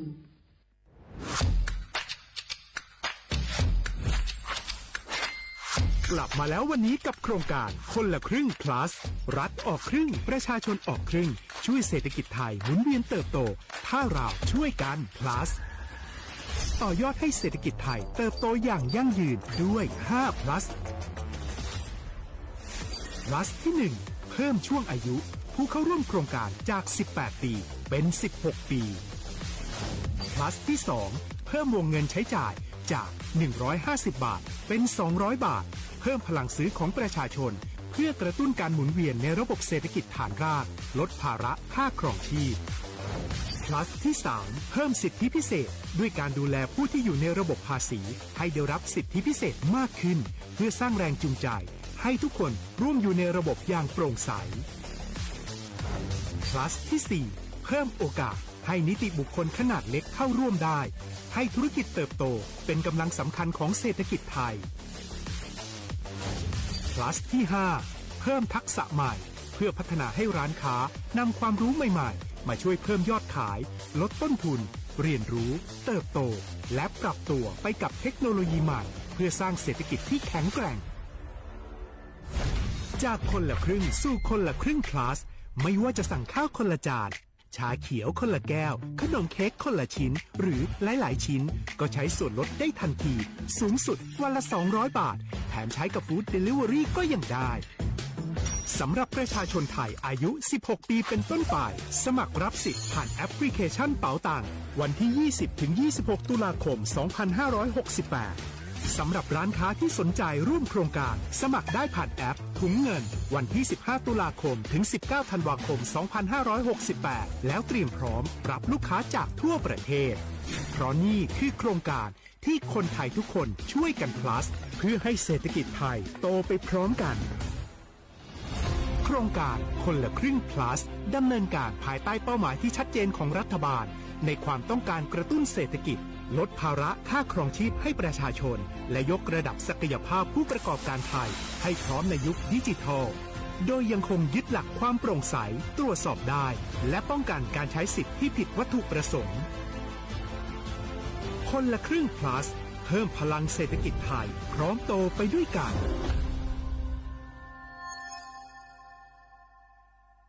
นี่รู้กันไหมสิทธิบัตรทองหรือบัตร30 บาทเป็นสิทธิหลักประกันสุขภาพตามกฎหมายที่ช่วยคุ้มครองคนไทยทุกคนให้เข้าถึงบริการสุขภาพที่จำเป็นโดยไม่ต้องเสียค่าใช้จ่ายเลยนะครอบคลุมทั้งการรักษาพยาบาลการป้องกันโรคการฟื้นฟูสมรรถภาพทางการแพทย์เรียกว่าช่วยให้คนไทยอุ่นใจกันเลยทีเดียวสอบถามเพิ่มเติมสายด่วนสปสช1330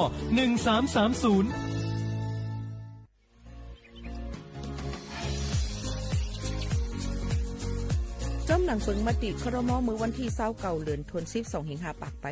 67เฮาฮิปเน็ตแกลิดปัญหาสถานะและสัญชาติคนอันอยู่ตั้งเมืองจึงไทย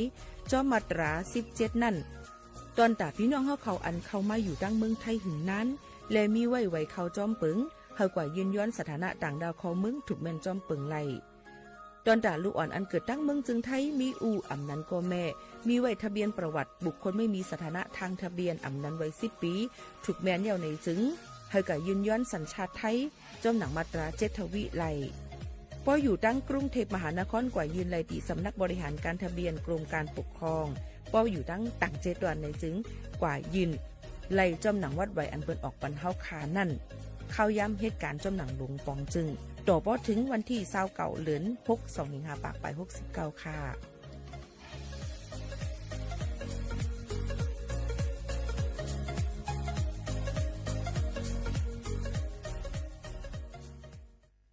พี่น้องเขาสนใจไข่ปืนเผาผ่านตั้งห้องปล่อยเสียงสวทเก้งใหม่ปั่นตั้งหูห่มปาดังมีดังซื้อถ่อมแจ้งแล้งหลีกว่าไก่ในปืนตีเจดอนเก้งใหม่กับสืบมาไลตีสวทเก้งใหม่หมายฟ้น053-276-068และ092-246-8579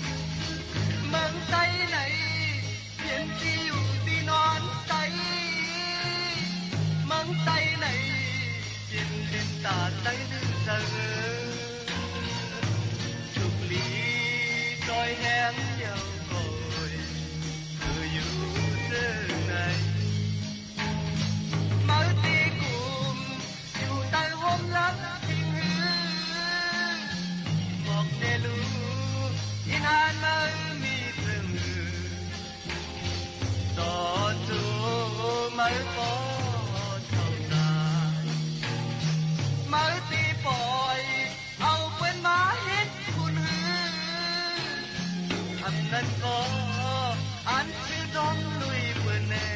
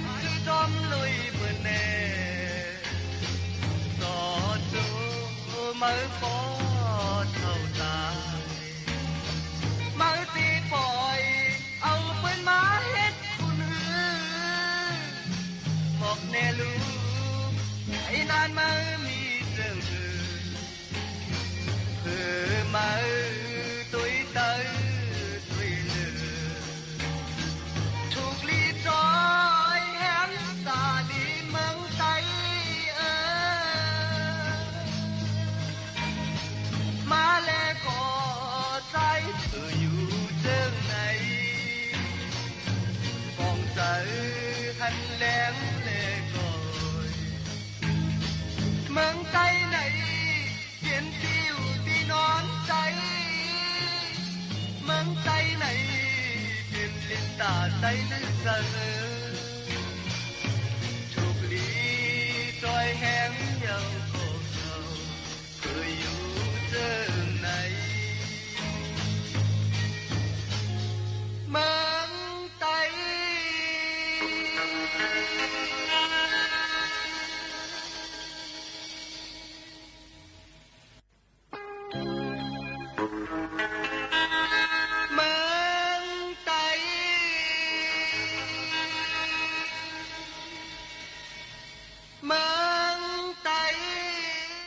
เมื่อสูงค่าเมื่อสูงพี่น้องผู้ยินถ่อมเฮาค่ะตั้งเสียงกูก็กูกวนค่ะทบกันตีเนอตอนการห้องปล่อยเสียงสวทเก้งใหม่ AM 1476กิโลเฮิรตซ์ปืนปล่อยเสียงกูวันๆพอถึงมาข่าวยาม 10 โมงถึง 11 โมงกลางเนอกลางค่ำอยู่จอมข่าวหมูข่าวนวลค่ะทุบจอมปอใหม่พี่น้องเฮาเขาตีห้องปล่อยเสียงสวทเก้งใหม่ AM 1476กิโลเฮิรตซ์ค่ะปืนปล่อยเสียงกวนวันค่ะนะกลางเนอกลางค่ำอยู่จอมขาวที่ในสีตอนตาในวันเมื่อในถึงมาเนอวันอังคารที่เก่าเดือน12 2เหงปลาย25ปีพุทธศักราช2เหง5ปากไป68ปีใต้2เหง1ปากปลาย20ปีก็จะ1เหง3ปากไป87คู่ถึงมาเดินเจ๋งหลวง4ค่ำในวันเมื่อในอยู่เป็นอ้อยก็อ้อยเสจ้อมกันที่ในก็ได้คัดเจอเอามาดังข่าวเงาไหลลองไหลอันฝากตอนยินจู้ถึงพ่อแม่ปีๆน้องๆเขาให้ไหลยินถ่อมจ้อมกันในตอนการเฮาขาที่ในเหมือนกันในนั่นค่ะพี่น้องเฮาเขาค่ะวางในนั่นค่ะเกี่ยวกับไปลองจ้างปัญหาจ้อมเหรียญลิ้นนั่นเนี่ยค่ะมีลองสุกซักในนั่นค่ะเนาะมีลองสุกซักเสจ้อมเหรียญลิ้นเจิ้นตั้งเมืองไทยและเมืองกัมพูชาเจิ้งหนังนั้นค่ะก็เปิ้นนั้นเลยลองตั้งเจิ้นในก็เพราะว่าพี่น้องเขาใครที่ตามใครถ่อมข่าวเงาในจึงในนั่นค่ะพี่น้องเขาก็เข้ากับถ่อมไล่ในค่ะตีดังลองอัปเดตนั่นขนาดลองคืบหน้านะคะเกี่ยวกับไปลองการต้งหนึ่งจอมเหรียญลิ้นเมืองไทยหลายดังเมืองกัมพูชาอะไรนะคะตีหลายๆในตีศูนย์แถลงข่าวร่วมในนั่นค่ะอองตีเปิ้นติมาบอกรัดปันข่าวนะคะอองตี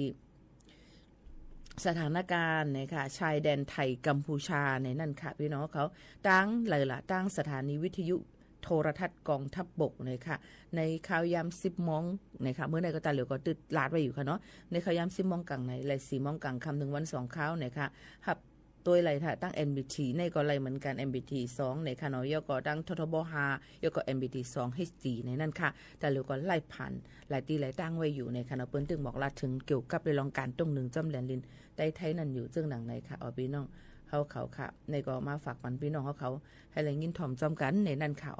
ก็เดี๋ยวมีลองสุกสักกันมาจอมแหลนลิ้นนั่นขนาดเนาะในก็ฝากไว้ปันพ่อแม่ปีๆน้องๆเขาค่ะโยก็ยังมีลองการตึกกันปื้ดยื้อกันไว้อยู่นะคะเฮ็ดให้ข่าววันก้นเมืองหิมหอมเจ้านั่นเนี่ยเลยไป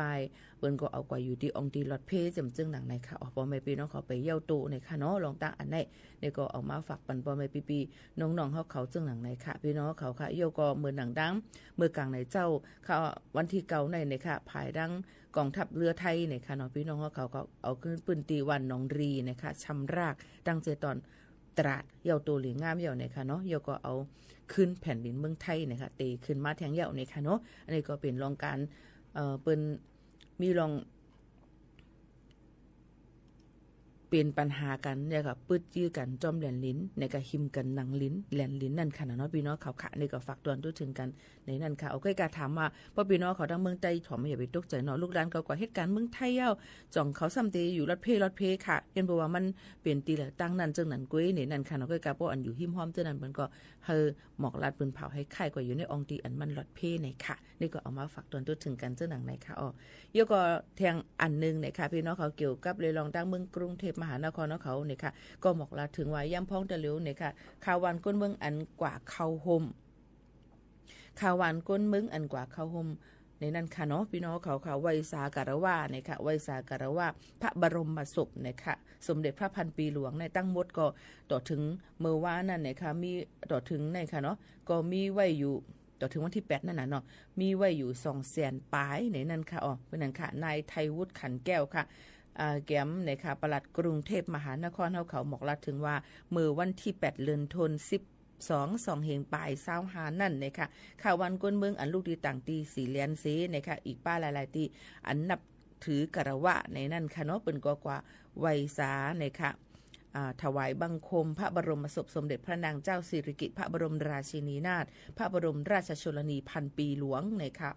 ที่พระที่นั่งดุสิตมหาปราสาทโฮมทั้งหมดทั้งเสียงก็มือว่าในมี7เหงปลาย7เหง6ปากปลาย80ก็ในค่ะเดี๋ยวก็เตะเอาวันที่27เดือน10มาต่อถึงวันที่8เดือน12 2เหงปลาย25นั้นมีก้นเข้ากว่าไว้นะคะขาบตูเจ้านังพระเมพันปีค่ะทั้งหมดมีไว้อยู่ 250,000 2เหง6ปากปลาย3ก่อในค่ะพี่น้องเขาค่ะตั้งกรุงเทพมหานครเขานั่นในก็เลยห่มมือกันตั้งหลายฝ่ายนะคะตอนตาตีรูล้อมด้วยถึงข่าววันก้นมึงอย่างเต็มตีรูล้อมด้วยถึงลองรถเพในนั่นค่ะย่อก็กูฝ่ายเอามาได้เป็นลองหลุดกากว่ามาเอามาได้เป็นลองรูล้อมด้วยถึงลองมดเสือเซนเซอร์ลองรถเพจอมเจ้าหน้าที่เขาในก็มีไว้อยู่องตีไผมันดนดาดีดูรวมด้วยถึงข่าววันก้นเมืองตั้งเขาตั้งออกอย่างเป็นลองฟิงอันลีนั่นค่ะน้อยพี่น้องเขาค่ะอีกปลาดังมีปลาดังน้ำกินไหนค่ะน้ำเจ้าน้ำกินค่ะเนาะแล้วก็เอามาได้เป็นวิวแชร์ไหนค่ะจะซื้อก้นอันตีไปอำไล5นี่นั่นค่ะเนาะแล้วก็ที่เป็นรถกอบตอนตะก้นอันสูงอายุนั่นตีเลยขี่กว่าอำจังเลยไปนั่นค่ะเนาะแล้วก็ห้องภายอ่อนภายลงจำเส้นในเป็นก็หางเฮียนกันไว้ในนั่นค่ะแล้วก็จอยเทียมปันก็สำเซ็นเปิงอีกป้าดังลองการยืมแล้วก็ขึ้นส่งปันขึ้นลองโคนงตั้งมือหนังหือปอติมีลองยินเงยถูกแมนจอมกะละเทศะในนั่นค่ะเอามังก็นุ่งโคนงตั้งไว้กว่าอำไปถูกแมนอำไปแคมแลบลีอำเรียบร้อยนั่นนะคะเนาะอำแคมแลบลีอำแมนจอมหนังกะละเทศะในเป็นก็ติมีโคนงตั้งมือปันหิมในนั่นค่ะตอนตาอันก้นอันที่ใส่เสื้อโคอันผิดเปิงมันนั่นในค่ะเนาะแล้วก็พี่น้องเขาเลยกว่าเข้าโฮมได้ลีในนั่นค่ะตอนตาดีกว่าเข้าโฮมให้กว่าไว้นั่นค่ะถวายบังคมพระบรมศพนั้นมีอยู่4ข้าวยามจอมกันในค่ะพี่น้องเขาค่ะข้าวยามที่1ก็ได้เป็น8โมงต่อถึง10โมง45นาทีค่ะข้าวยามที่2ซ้ำได้เป็น12โมงต่อถึง10ต่อถึง4โมงปลาย45นาทีนะคะข้าวยามกำที่3นั่นซ้ำปอกกำที่3ได้เป็น5โมง45นาทีต่อถึง6โมงกึ่งค่ะอันที่4ซ้ำได้เป็น7โมง45ต่อถึง9โมงกลางคืนในค่ะอันนี้ก็เป็นรองข้าวยามตอนตาดีกว่าไวยสาคารวะคาบโตเจ้าแม่พระพันปีหลวงในนั่นค่ะตั้งกรุงเทพมหานครองตีพระที่นั่งดุสิตปราสาทในนั่นค่ะพี่น้องเขาอันนี้ก็เขาคาก็เลยมีไม้กับโตกับจ้อมเมเนี่ยค่ะลองอย่าสุยานมเขาคานั่นขนาดเนาะเขาคาได้เลยไปหึงอีกนึงจึงหนังนั้นขนาดเนาะอันนี้ก็เอามาฝากปันค่ะพี่น้องเขาค่ะตอนดาก้นอันดีกว่าเปิ้นก็ย้อนตั้งโฮมมือในนั่นค่ะตอนดาดีก็ไว้ลองมองเจอนั่นในค่ะเนาะพี่น้องเขาก็ได้เลยใส่ก็ดีก็ไว้สาคารวะครับตัวพระดังพันปีหลวงเขาค่ะนั่นเนี่ยก็ได้เลยใส่โคสีล้ำอำนั้นก็สีขาวซื้อคออันมีปกจังไหนในค่ะเนาะเป็นเชิดที่ไหนค่ะซอกดินโฮมโซนในค่ะเอาพี่น้องเขาก็อำใส่ซื้อคออันเป็นคอมีข้อเสือจังไหนในนั่นค่ะซื้อแขนป๊อดว่ากวนนะกระโปรงป๊อดว่ากวนอันเป็นสีกินเจ้าเช่นนะคะเนาะพี่น้องเขาค่ะก็กางเกงยีนว่าเช่นในอำปันเสือในค่ะเนาะก็เพิ่นนั้นพอเป็นนั่งยิงก็ให้ใส่กระโปรงอันยาวๆในนั่นค่ะซีนอันยาวๆในนั่นค่ะตอนดาล้วนห้องเฮียนนั่นก็ถูกโดยใส่โคนนุ่งตั้งมาถูกแม่นจำหนังฟิงปึงจอมห้องเฮียนหนังคือพอดีมีลอง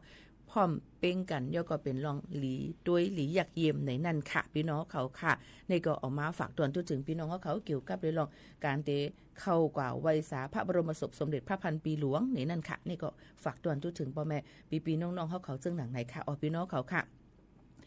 ก็ตอนกันคนละครึ่งพลัดในนั้นค่ะพี่น้องเขาค่ะย่ำพงแต่เลยพี่น้องเขาอันจะเจออันเป็นก้นวัดไว้ไทยค่ะเนาะอันเลยอ้วนสัญชาติป้าเลยมีสุนอันเลยยืนกว่าไว้คนละครึ่งพลัดนั่นนะคะพี่น้องเขาใจไรถึงตีไหลเย้าในนั้นค่ะพี่น้องเขาค่ะตีใจไรถึงตีไหลเย้าตอนตาแทงอีกนึงก็ตีมดข้าวยามเย้าตอนตาเหลือในเสียงก็เย้าในค่ะเนาะพี่น้องเขากอบนั้นแลจะเจออันไปเลยใจเปิ้นก็ปันเจอกูวันนั่นค่ะ1วัน400 วาทเนี่ยค่ะภายตั้งลงปองจึงเป็นออกเป็น200 บาทเฮาทำเตะเลยจ่ายทั้ง200 บาทอันในตอนแต่คนจะเจออันมีไว้วัดไว้ไทยและลงเส้นสายไหมลงเส้นจื้อไว้ตอนแต่คนละครึ่งพลัดนั่นในนั่นค่ะพี่น้องเขาค่ะ นี่ก็เอามาฝากตอนถึงพ่อแม่พี่ๆน้องๆเฮาเขาค่ะเนาะนี่ก็พี่น้องเขากึดมอกาฮือว่าพี่น้องเขาเข้ากันในแอปเป๋าตังค่ะเนาะเยอะก็เช็คด้วยว่าเฮาขาดจ่ายกว่าเมื่อในต้องเฮาไปรายจ่ายเยอะก็เสี่ยงตั้งกินตั้งย่ำนะคะเอามาได้เป็นGrab Food เป็นอันเป็นของส่งตั้งกินตั้งย่ำว่าจำได้เปิ้นก็มีป้านั่นค่ะเนาะเกี่ยวกับได้ลองว่าใจคนละครึ่งพลัดในค่ะนะเพราะว่าพี่น้องเขามีศูนย์ไหลเนี่ยก็พี่น้องเขาก็เจอนั่นค่ะนะดอนตะก้นจะเจออันมีไว้วัดไทยสัก16คืนนึงเลยลงเซ็นจื้อเซ็นใส่หมายไว้นั่นไหนนั่นค่ะพี่น้องเขาค่ะพอถามมาปีโมคานุ่นจ่องไล่5ในไล่ค่ะไล่แล้วก็ว่ามันเจออะไรมีมันก็ลีค่ะนะเกี่ยวกับไปลองเตจอยเฮ็ดให้การใช้จ่ายเฮาค่ะลดยอมลงมาในค่ะเนาะเหมือนหนังกำนำมาพี่น้องเขาได้ซื้ออีหยังค่ะตอนแต่ปีโมคานุ่นได้ก็ซื้อข้าวสารเนี่ยค่ะไข่ไก่เครื่องเจ้อจำเนี่ยก้อยกับมังตีเปิ้นก็ได้มี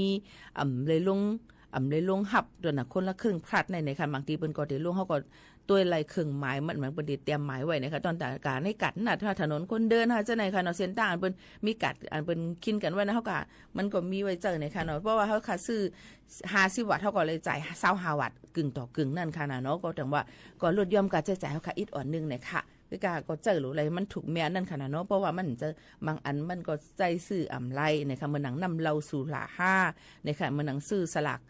5จำจะได้ก็เจออำไรนะคะมันก็จะมีข้อหามันจ้อมในนั้นค่ะนี่ก็เอามาฝากตอนถึงน้องเขานะคะเพราะได้ถามว่าเกี่ยวกับไปลองคนละครึ่งพลัดเฟส2ในจ่องได้มีเนี่ยไปด้วยแข่งกว่าน้อยย่ำพงตะเหลียวนั่นก็วันเมืองไทยเนี่ยก็กำข่าวนึงยาวข่าวนึงอันนึงยาวอันนึงเอามาหมดเป็ดกันอันไหนมาอันไหนลือหลังมาอันไหนให้ไหนคะเนาะมีนำเนี่ยในคะเนาะลองสุกสักเมืองไทยในก็นำค่ะเนาะก้อยกาซึ่งหือก็ลีเฮาขับไปถ่อมตุ้ยนี่นั่นค่ะเยาก็ตอนแต่คนอันเหตุการณ์จอมพ่องหลวงนายอนุทินชาญวีรกุลได้นี่ก็ดีหางเฮียนไว้บนก็จะมีลองยุบสภาในดวงใจแล้วก็คึงปองให้สร้างกว่าก็เดี๋ยวมีลองการเลือกตั้งหมายแทงมีมาเดี๋ยวเป็นจังหือนี่ก็เฮาขับไปปักตาตุ้ยเยาก็ป้อมาละถึงลองอันในป้อเหมือนหนังตั้งมึงห่มตุ่มเมียนมานั่นเปิ้นก็ดีห่างเฮียนกันไว้เกี่ยวกับไปลองการเลือกตั้งบางเลือกตั้ง2แห่งปลาย25ในค่ะเนาะพี่น้องเขาค่ะก็ดีมีในค่ะจุ้มก้นหนุ่มใต้ก็ตึกซนอย่าไปให้ก้นเมืองใต้ปันแห้งปังเลือกตั้งว่าจังไหนก็ได้มีค่ะบางปีมาปังเลือกตั้งในบางตีมาก็เปิ้นสิเอาจื้อเฮากับในเมืองโฮมตุ่มเมียนมาในค่ะมันสิมีลองอันพามแลนกันนำเนี่ยนั่นค่ะเนาะเฮาอำได้เลือกก็ว่าเฮาก็เลือกจังไหนก็มีมาลองตั้งจังไหนเฮาค่ะถูกเลยฮู้ลองปังเลือกตั้งในไว้เต้ๆนี่นั่นค่ะก็หนอผู้เตียนพ้องเนี่ยค่ะปาร์ตี้หลายๆปาร์ตี้มันก็สิมีในค่ะเนาะเยาก็เฮ็ดให้หลายๆตีมันก็ออกหาเสียงกันตอนดาที่ไหลมาหูไหลมาตีหมายคะแนนมันไหลน้ำนั่นขนาดเนาะก็การซึ่งหือเกาหลีมันก็สิมีมาลองตรงหนึ่งเจ้าไหนในค่ะพี่น้องเขาซึ่งหือเกาหลีไปถ่อมด้วยข่าวเงากันว่าเมืองใต้เมืองโฮมตุ่มเมียนมาเฮามีคนใต้เฮาคาเลยกว่าลงปังเลือกตั้งกันซึ่งหือพ้องเยาก็บางทีคำว่าอย่าไปบางทีก็ว่าในจุ่มก้นหนุ่มใต้น่ะตึกซนอย่าไปให้ก้นเมืองใต้ปันแห้งปังเลือกตั้งจังในก็มีมาเนี่ยค่ะอีกเนื้อในข้อมูลในพุทธฮอกเขาค่ะเนาะพอถึงวันที่28ในทางเดือนธันวาคมในนั่นค่ะซึ่งมันยินเมืองเตี๋ยจะเทศปังเลือกตั้งตอนที่1ในเมืองโฮมตุ่มไหนแหละจุ่มก้นหนุ่มจุ่มตงวงก้นใต้หลายๆจุ่มโฮมกันออกดิกปืนเผาสันคัดในปังเลือกตั้ง2แห่งไป25ในค่ะก็นั้นในลองตั้งเสื้อในก็เมื่อวันที่3เดือนธันวาคมปนมาจุ่มก้นหนุ่มนะจุ่มตงวงก้นในเมืองใต้หาจุ่มโฮมกันออกดิกปืนเผาตึกส่วนอย่าให้ก้นเมืองใต้เข้าโฮมต้ง1ป้าจ้อมในคักการปังเลือกตั้งอันซึ่งมันยึดเมืองตีจัดเฮ็ดในอยู่ยาวค่ะลองตั้งเจ้าในก็สั่งกว่าต้งนึงในผืนดิบเปิ้นก็มีไว้เนาะเขาเฮ็ดไว้เขาโฮมเฮ็ดสร้างจ้อมในคักปังเลือกตั้งป้อมอันซึ่งมันยึดเมืองตีจัดเฮ็ดในจึงตีจังเฮ็ดได้ลักเมืองนี่ค่ะปึงเงาปึงเมืองเฮาในปึงเงาปึงเมืองเฮาใน2เหง8อันกูก็ได้เจอพันดีซ้อมนั้นเป็นตัวเป็นติ่นมากขึ้นเลยแต่ดียังไปกว่าจ้อมเซียนตั้ง Factory Democracy นั่นก็ที่ยับกินห่างไกลกว่าติ๊กในนั่นค่ะหรือเสียนั่นก็ยังปืนเผากว่าเที่ยงว่าหนังหือก้นเมืองใต้เตมีศูนย์เฮ็ดสร้างห่างป่องไรห่างขอนั่นจุ่มก้นหนุ่มใต้ไรตรงวงก้นใต้มีเยื่อหมายแต่ดีมีเยื่อหมายคัดเจอตีเจอตื้อไล่ตั้ง Factory Democracy กุ้ยในนั่นค่ะย้อนนั้นหนังหือซึ่งมันตีอำจังเฮ็ดปังเลือกตั้งนั่นอันป้อมนั่นก็ตีหาไล่ตั้งเตเสียยาเก้าให้ป้อลูกกว่าจอมหนังปองเป็นไรในค่ะอันนี้ก็เป็นจุ่มก้นหนุ่มใต้ในเมืองโฮมตุ่มเมียนมาเมืองมันเขาไล่ออกคอปืนเผาและเล่มออกลัดถึงก้นหนุ่มใต้หลายๆตีหลายๆเว้งจึงไหนค่ะพี่น้องเขาค่ะก้วยการซึ่งหือเกาหลีในนั่นค่ะเขาก็หลุเลยปักตาไปด้วยนั่นค่ะเนาะเป็นว่าซึ่งหือพอง ยก็ทำลองตรงหนึ่งเป็นจึงหือเนี่ยค่ะตอนแต่พี่น้องเขาจะซื้ออันมาอยู่เศร้าถังตั้งเมืองไทยในเนี่ยก็มันก็ว่าเขาฮู้จอมมันเฮาเลยมาอยู่เมืองในเนี่ยก็ติจังเป็นไรก้วยกาจึงหือก็ลีฮู้ไว้แค้นลีเลยเสไว้ฮู้ได้นั่นค่ะเพราะเอาข่าวเงามาลัดปันจึงไหนนั่นในกำนำพี่น้องเขาติทอมติมาตุยจงใจไข่ทอมก็ไม่ปลาดกายเปิ้นว่าหือค่าก็มื้อนั้นทำทอมนี่เนาะย้อนนั่นแหละป้อเอาลองปื้นหูตั้งหันและข่าวเงาอันถูกลีเลยโซนเจอถูกลีเลยหูไว้มาฝากปันซ้ำทอมทำกับทอมเนี่ยอีสังก็หูเนี่ยค่ะเนาะจังไหนอะค่ะป้อขาลาดมาจังไหนในพี่น้องเขาก็หลู่เลยมาถ่อมยินจอมนั่นค่ะเขาก็ติเลยหูไว้ว่าลองตรงหนึ่งเป็นมีไว้จึงหือพองจังนั้นค่ะพี่น้องเขาจังใจค่ะถ่อมอยู่ที่ไหนตั้งไรก็ต้องตักจอมกันไล่ในนั่นค่ะพี่น้องเขาห่มโจมหับตอนกูก็ที่เขามาถ่อมในตอนการเฮาคาตีในค่ะกำในเฮาคามาตัวเกี่ยวกับเลยลองฟิงฟาราสีข่าวเงาฝนลมกันอีกวันนึงค่ะปืนก็ปืนเผาไว้ปรับหมายที่2นะคะไผ่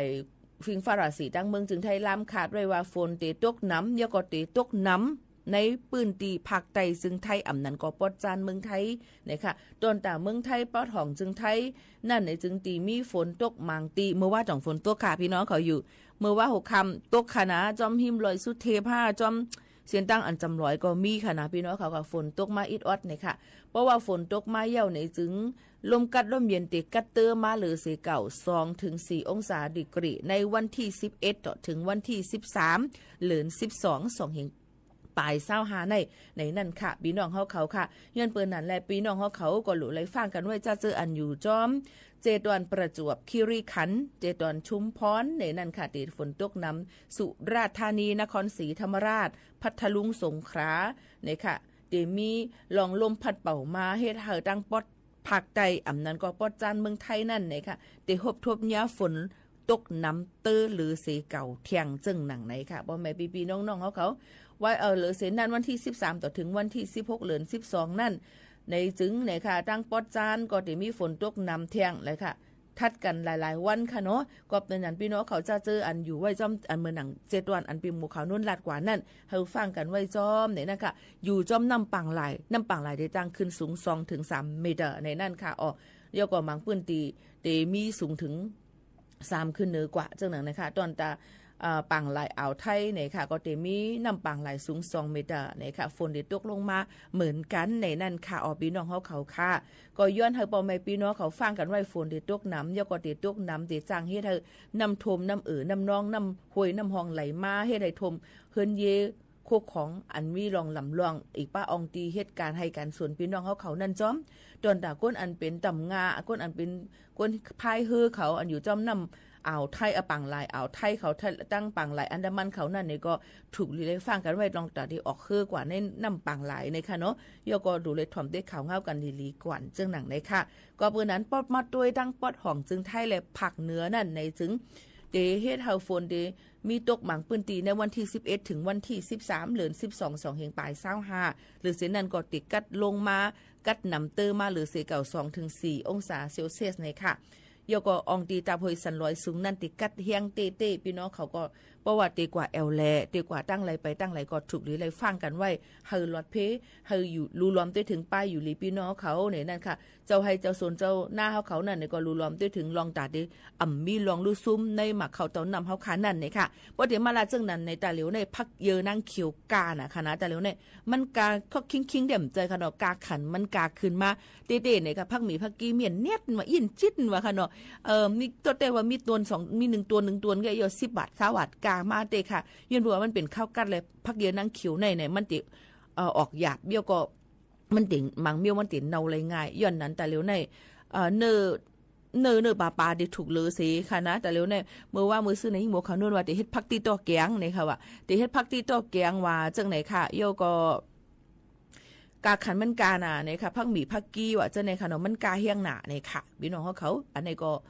มาหมอกลัดถึงพี่น้องเขาว่าเฮาเปียงกินเปียงเจอกันเนี่ยนั่นค่ะกาคันอีสังก็กาน่ะเนี่ยค่ะนอตาเหลียวเนี่ยค่ะเอามากาโลดกาเฮิรนกาไฟกาน้ำกาเฮียนลูกจำเจ้าไหนค่ะเนาะ ฟังกันไว้จอมเดียวก็ให้แป้งกินแป้งใจกันจอมเนี่ยค่ะตอนใดยิ่งหมู่ขาวโน่นก็อโลจักน้ำบ่มใครถึงหลังแล้วค่ะนะเต้ๆเนี่ยค่ะเกี่ยวกับเรื่องการหาเงินเนี่ยมันหยาบเต้ๆเพราะว่าก้นก็เหลียวหาเงินให้เลี้ยงหลายๆซุบหลายๆก้างเนี่ยก็ออกนำนะคะอึดป่มใครห่มลมแล้วค่ะนะพี่น้องเขาค่ะปนลาดมากกว่าใจบ่ลีค่ะเนาะแต่เหลียวในอ่อนกันลือเจอถ่อมด้วยเพียงความหวานหูถูกใจกัน1เพียงความก่อนจงขึ้นมาอุบโอ้จ้อมกันค่ะ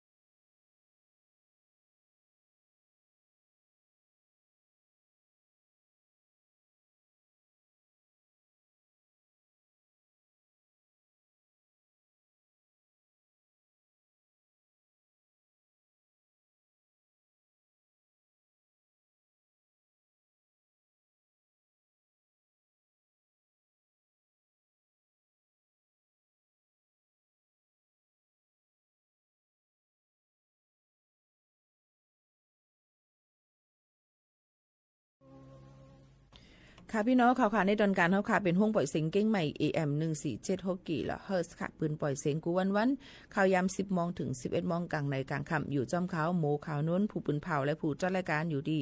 สถานีวิทยุกระจายเสียงแห่งประเทศไทยจังหวัดเชียงใหม่ Radio Thailand เก้งใหม่ AM 1476กิโลเฮิรตซ์มันก็ถามว่าพี่โมข่าวน้นออกเฮา5ห้องปล่อยเสียงดังเมืองเฮาก็ห้องปล่อยเสียงเอาหนาในก้อยกะมันเพิ่มเติมบันดังออนไลน์และเพิ่มเติมบันดังหลายๆตีหลายๆตั้งหนังคือบ่ได้เข้าถึงพ่อแม่ปีๆน้องๆเฮาเขานั่นเจิงหนังไหนค่ะเดี๋ยวก็ฝากไว้ฝากไว้ปันลูกๆหลานๆพ่อแม่พี่น้องเฮาเขาจะเจออันมาอยู่เซาถังดังเมืองจึงไทยนั่นเฮาจู้ตุมกันเนี่ยก็จู้ตุมกันเฮามันมีลองเฮ็ดให้เนื้อเปิ้นจังไหนค่ะเนาะเดี๋ยวก็ให้เป็นลองลีกว่านะคะรู้ล้อมได้ถึงลูกหลานเฮาค่ะจ้อมหมังก็ว่าลูกหลานเฮานี่มันลีนะมันเฮ็ดให้ไผห่ำต้วยเลยกูจอกกูเจ๋งจ้อมเขานั่นค่ะเนาะ ก้อยกะอันเฮาขาก็เป็นปอเป็นแม่เลยเป็นก้นหลูหลอมด้วยถึงเขานั่นเฮาขาถูกหรือเลยไปปักตาด้วยเขายาก็หลูหลอมด้วยถึงลองฟิงตั้งเฮ็ดเขานั่นว่าเขาเฮ็ดอีสังพองเนี่ยเขาก็จุดตุ่มกันกันแล้วกำหำโกได้ยินมาล้วนจุ่มหนวนหนุ่มใต้เขาก็เฮ็ดให้กันตั้งปุ่นเทียงตั้งในเทียงจังไหนค่ะอ่ำคังๆมันเป็นในนั่นค่ะน่ะเนาะอันนี้ก็ถูกหรือเลยฟังเลยหลูหลอมปักตาด้วยถึงลูกหลานพ่อแม่พี่น้องเขาจ้อมเนี่ยค่ะกำนำเนี่ยกำพองก็ได้ว่าลูกหลานเฮาเนี่ยเฮ็ดให้ไผเหรอเลยให้เปิ้นไม่เฮ็ดให้ลัวอย่าไปว่ามันก็มาฮักลูกฮักหลานผิดมีองก็เขาก็เฮ็ดผิดอยู่ก็ตึกว่าเขาถูกคนนี้ก็อ่ำไปถูกแม่นเฮาขาดถูกดีเลยหมอให้เขาแจกแพ้ลองถูกลองอันอ่ำถูกลองผิดลองถูกนั่นค่ะเนาะยก็ให้หมอคึงปองให้สั่งก็เยาก็อย่าไปสอนให้เขาฮู้จักลองอ่องเป้เมียวเหลวกล้วยค่ะลูกหลานเฮาค่ะอีกป้าตู่เฮาค่ะในค่ะเนาะหลูเลยสอนให้ตู่เจ้าเก่าหลูเลยสอนให้ลูกสอนหลานเฮาค่ะนั่นเนี่ยฮู้เกี่ยวกับเลยลองว่าอ่ำเจ้าว่าติฮู้ลองอ่องเป้เปิ้นกล้วยอ่ำเจอว่าเกาเสียงเงินเกากว่าค่าในเกาหลูเลยขึ้นกันในมันไปเฮ็ดนั่นในเกาเลยเป้เปิ้นก็อ่ำเจอค่ะมันก็ติมีลองมีตังมันเยาก็อ่ำเจอว่ากายลูกเอาหลานก็ได้แลดน่ะติเลยเป้เปิ้นป้อมเป้มาเนี่ยก็ถือว่าหลูเลยเป้เปิ้นเป้มาทำใครมีต่อ3ม5ใครกับพิษปอมอเปิ้นจะได้อ่ำถูกแม่นค่ะหลูเลยสอนให้ตู่เจ้าเก่าหลูเลยสอนให้ลูกหลานเฮาค่ะนั่นหมอยอมหับลองยอมก้านลองตกซูมพองก้วยกาลองตกซูมนั่นมันได้เป็นให้พี่น้องเขามีตอนตาที่ต่อสู้กว่า5ในเจอให้พี่น้องเขานั่นมีว่าลองตกซุมนั่นเฮามันเป็นตอนสอนเสให้เฮาค่ะมีเฮียงอีตอนตาเข่งต้าให้คึงปองเฮ็ดสร้างกว่าให้ต่อสู้มันค่ะมันกว่าไรเทียงให้อ่องป่นมันกว่าไรเทียงจึงนั้นค่ะพี่น้องเขาย้อนนั้นมันก็ในเตป้อใกล้สอนลูกหลานมีข้าวย้ำก็หลูเหตุการณ์ลูกหลานก่อมต้ยก็ไม่ล้วนเป็นหือมาจะลำเล่นเกี้ยเมใครพิษใครหม้อเปิ้นนี้เฮ็ดให้เปิ้นนี้ถึงอาศักเปิ้นบ่ลูกกว่าจังได๋ก็มีค่ะจังนอกมึงจังได๋ค่ะนะย้อนเปิ้นนั้นลองตั้งอันไหนหลู่ไล่ฟังกันไว้จอมในนั้นค่ะพี่น้องเขาอย่าไปสอนให้เขาหลู่ไล่อ่องเป้เมียวเหลวกุ้ยหลู่ไล่ให้เขายอมรับไล่ว่าบ่เขาการมาบ่ว่าเขาเฮ็ดอีสังเสพิษมานั่นหลู่เลยหมอลาดเขาว่าอันนี้มันพิษเยอะก็หลู่เลยหมอปั่นเฮียงใจเขาตาที่ต่อสู้กว่าตั้งหน้าแทงเจิงนั้นค่ะพี่น้องเขากับนั้นลองตั้งอันนี้มันหล่ำลองเนี่ยมันอยู่จำกันเส้นมังอ่อนเก้ค่ะนะลองยอมก้านแหละยองก้านเลยลองอ่องเป้ในค่ะนะมันอยู่อิดอ่อนนึงกุ้ยเจิงนั้นค่ะพี่น้องเขาก็เปิ้นนั้นเฮาขาดถูกดีเลยหมอผ่ากลางว่างครึ่งหรือเลยหมอยอมหับมันให้ไล่เอามาตีอยู่มือเขาขาดกับกินขันเจอจึงหือเอามาตีอยู่มือเขาขามีตั้งซื้อจึงหือเนี่ยค่ะเผื่อเจอไว้พองเลยค่ะพี่น้องเขาเผื่อใจไว้พองมือเขาขาตุกหยับขันเจอเขาทำตีต่อสู้กว่าจึงหือเผื่อใจไว้พองเลยค่ะอย่าไปจ้มปุ่นตีเนียนเพียวอย่าไปเฮ่อเนียนเพียวอย่าไปให้น้ำปุ่นตีเนียนเพียวมันก็ว่ากำก็เกาเฮ่อเจอเนียนก็เป็นจึงนั้นก็เป็นจึงไหนตีเตมันนั่นไหนมันใจเผยเฮ็ดมันเป็นดีตูเจ้าเก่าวนเลยเฮ็ดสร้างเอานั่นกุ้ยว่าจึงหือก็ยาวเฮาขาหลูเลยต่อสู้เลยอยู่จ้อมมันกว่าให้เลยถึงตาอะไรก็เกี่ยวตานั่นค่ะพี่น้องเขายก็หลูเลยหมอยอมหับใจว่าเฮาติเลยเป้เปิ้นเลยกูตั้งหมดตั้งเสงใจว่าเฮาลีตั้งหมดตั้งเสงใจว่าเฮาลีตั้งหมดตั้งเสงก็เป็นกว่าไล่ในนั่นค่ะในก็เอามาฝากไว้ปันเฮาหมอแจกเพลองลีลองให้นะคะอันถูกลีไล่ไว้เป็นตอนสอนก็ไว้อันไรถูกลีไล่เป็นเลยให้ลองเฮาขามีเฮียงอีกว่าตั้งนานนั่นนี่ก็คึงปองให้สร้างกว่าย้อนเป็นเฮียงเจอตอนตาพ่อแม่พี่น้องเฮาเขาอีกป้าดังเฮียงเจอตูเจ้าเก่าในนั่นค่ะกูว่าในมันก็ได้ถามว่าปีโมคาวโน่นเน่มาออกรายการจังไหนแน่หันยุ่มอยู่ตาเซมีตั้งตุกสังโยโนในนั่นค่ะเนาะเฮาเขาได้เอาข้าวย่ำอันลีๆในเอามาให้พี่น้องเขาเลยหันนั่นกุ้ยยันวันนั้นแหละเฮากูก็นั่นอย่าไปกว่าเตียบตัดอย่าไปบุยผ่านเปิ้นอย่าไปกว่าเตียบตัดปันเปิ้นว่าเปิ้นเป็นนั้นรู้เปิ้นเป็นไหนรู้มันหลีจังนั้นมันเป็นจังไหนอย่าไปกะวนต่างเตียนเปิ้นจังนั้นในนั่นค่ะกำนำพี่น้องใต้เฮาค่ะในบ่ยอมก็มันมีกินเยอะมันเป็นตั้งเป็นย่อกายโยว่าเปิ้นพี่ก็กินล้นกินเลอน่ะกินป้อมต้วยหังต้วยโตนักน้ำนักลีนว่าพี่ทบหยบถับหยาบล่ะเนี่ยว่าจังนั้นค่ะเนาะกำบ่เปิ้นกะจ้อมเพอใจก็ให้ก็มันก็มีก่อมาเที่ยวหานั่นเฮียงเลยมันกว่าเป็นนั่นล่ะกะเต็บตัดปันเปิ้นหมดอ่ะสมบ่ลืมมาตัวเจ้าเก่าหันบ่ลืมมาตัวเจ้าเก่าให้ยังคนหูดงไปวีคิวดงไปเลยสีจงไปเหตุการณ์ยาวในคงกลุ่มกับต้วยเปิ้นที่ไรต้วยเปิ้นก็กับ กะลาดวันเปิ้นกะเต็บตะตังเปิ้นหมดย้อนนั่นแหละอย่าไปเฮ็ดในนั่นค่ะลองตั้งเจ้าในเฮาอำฮู้จ้อมเปิ้นว่าเปิ้นเป็นจึงหือนั่นค่ะนั่นเนาะเดี๋ยวก็มันก็ว่ากินเหรอเฮ็ดไหนอ่ะนั่นน่ะมันกินเยื่องกันอำไรมันเฮ็ดมึนกันอำไรมันเกียกมึนกันอำไรย้อนนั่นแหละกูลองกูอันนั้นเฮาหลู่เลยฮู้ว่าตัวเจ้าเก่าเป็นเผอลูกตีเหลิงมาจึกคือเฮาเป็นจึงหือเดี๋ยวก็เฮ็ดดีอยู่ค่ะในวันมื้อไหนเฮาเฮ็ดอีสังเยาพ่อง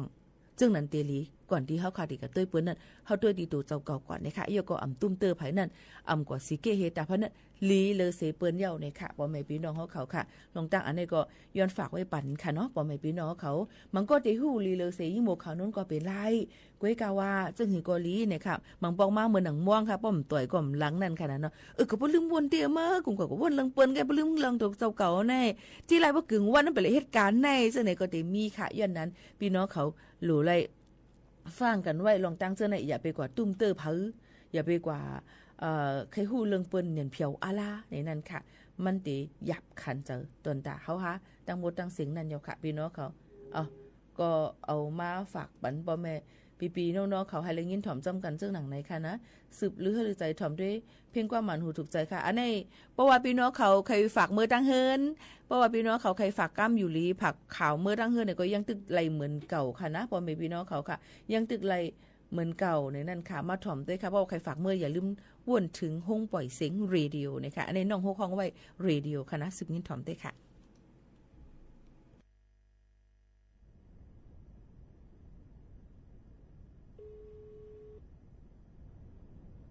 มาชมค่ะให้เว็บไปเขาอินสุภาพบอนผู้ย้อนเพลงความมาอยู่เขาเดี๋ยวพี่ย้อนเพลงความมีสังค่ะเพลงความแต่เขาเตรียมหมอรัดคณะคุยกาคาใครกว่าเก่าคาอะไรยินขาตึกมองหักมันไว้อยู่ในเขาอ๋อมอคาอะไรเขา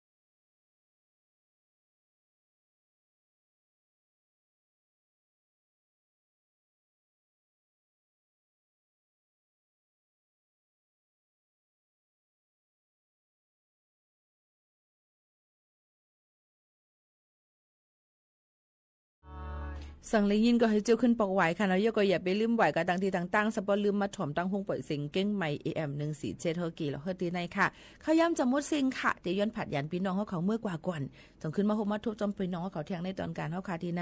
ผัดยันเมื่อนั่งพิงกว่าวันหูถูกใจตอนดับพี่น้องเขากูก้นอันเขามาปั่นเที่ยงเจอเนี่ยก็ยินจมขอบใจเย็นนำค่ะตอนดับเขามันเหมือน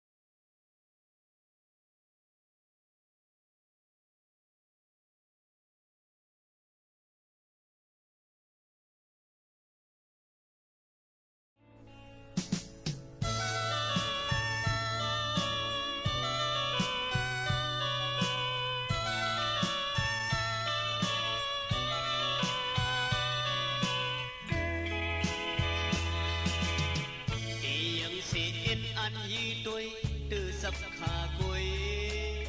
bỏ sang bồn tin bồn mưa bỏ như nhà đi ya man sang tai bet sừng càng lại để xe nê ngu sơ lô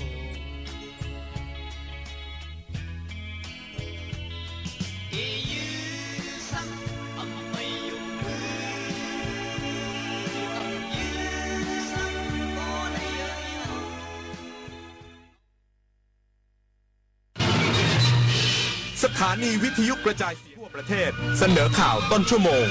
รู้เร็วรู้จริงเกาะติดทุกสถานการณ์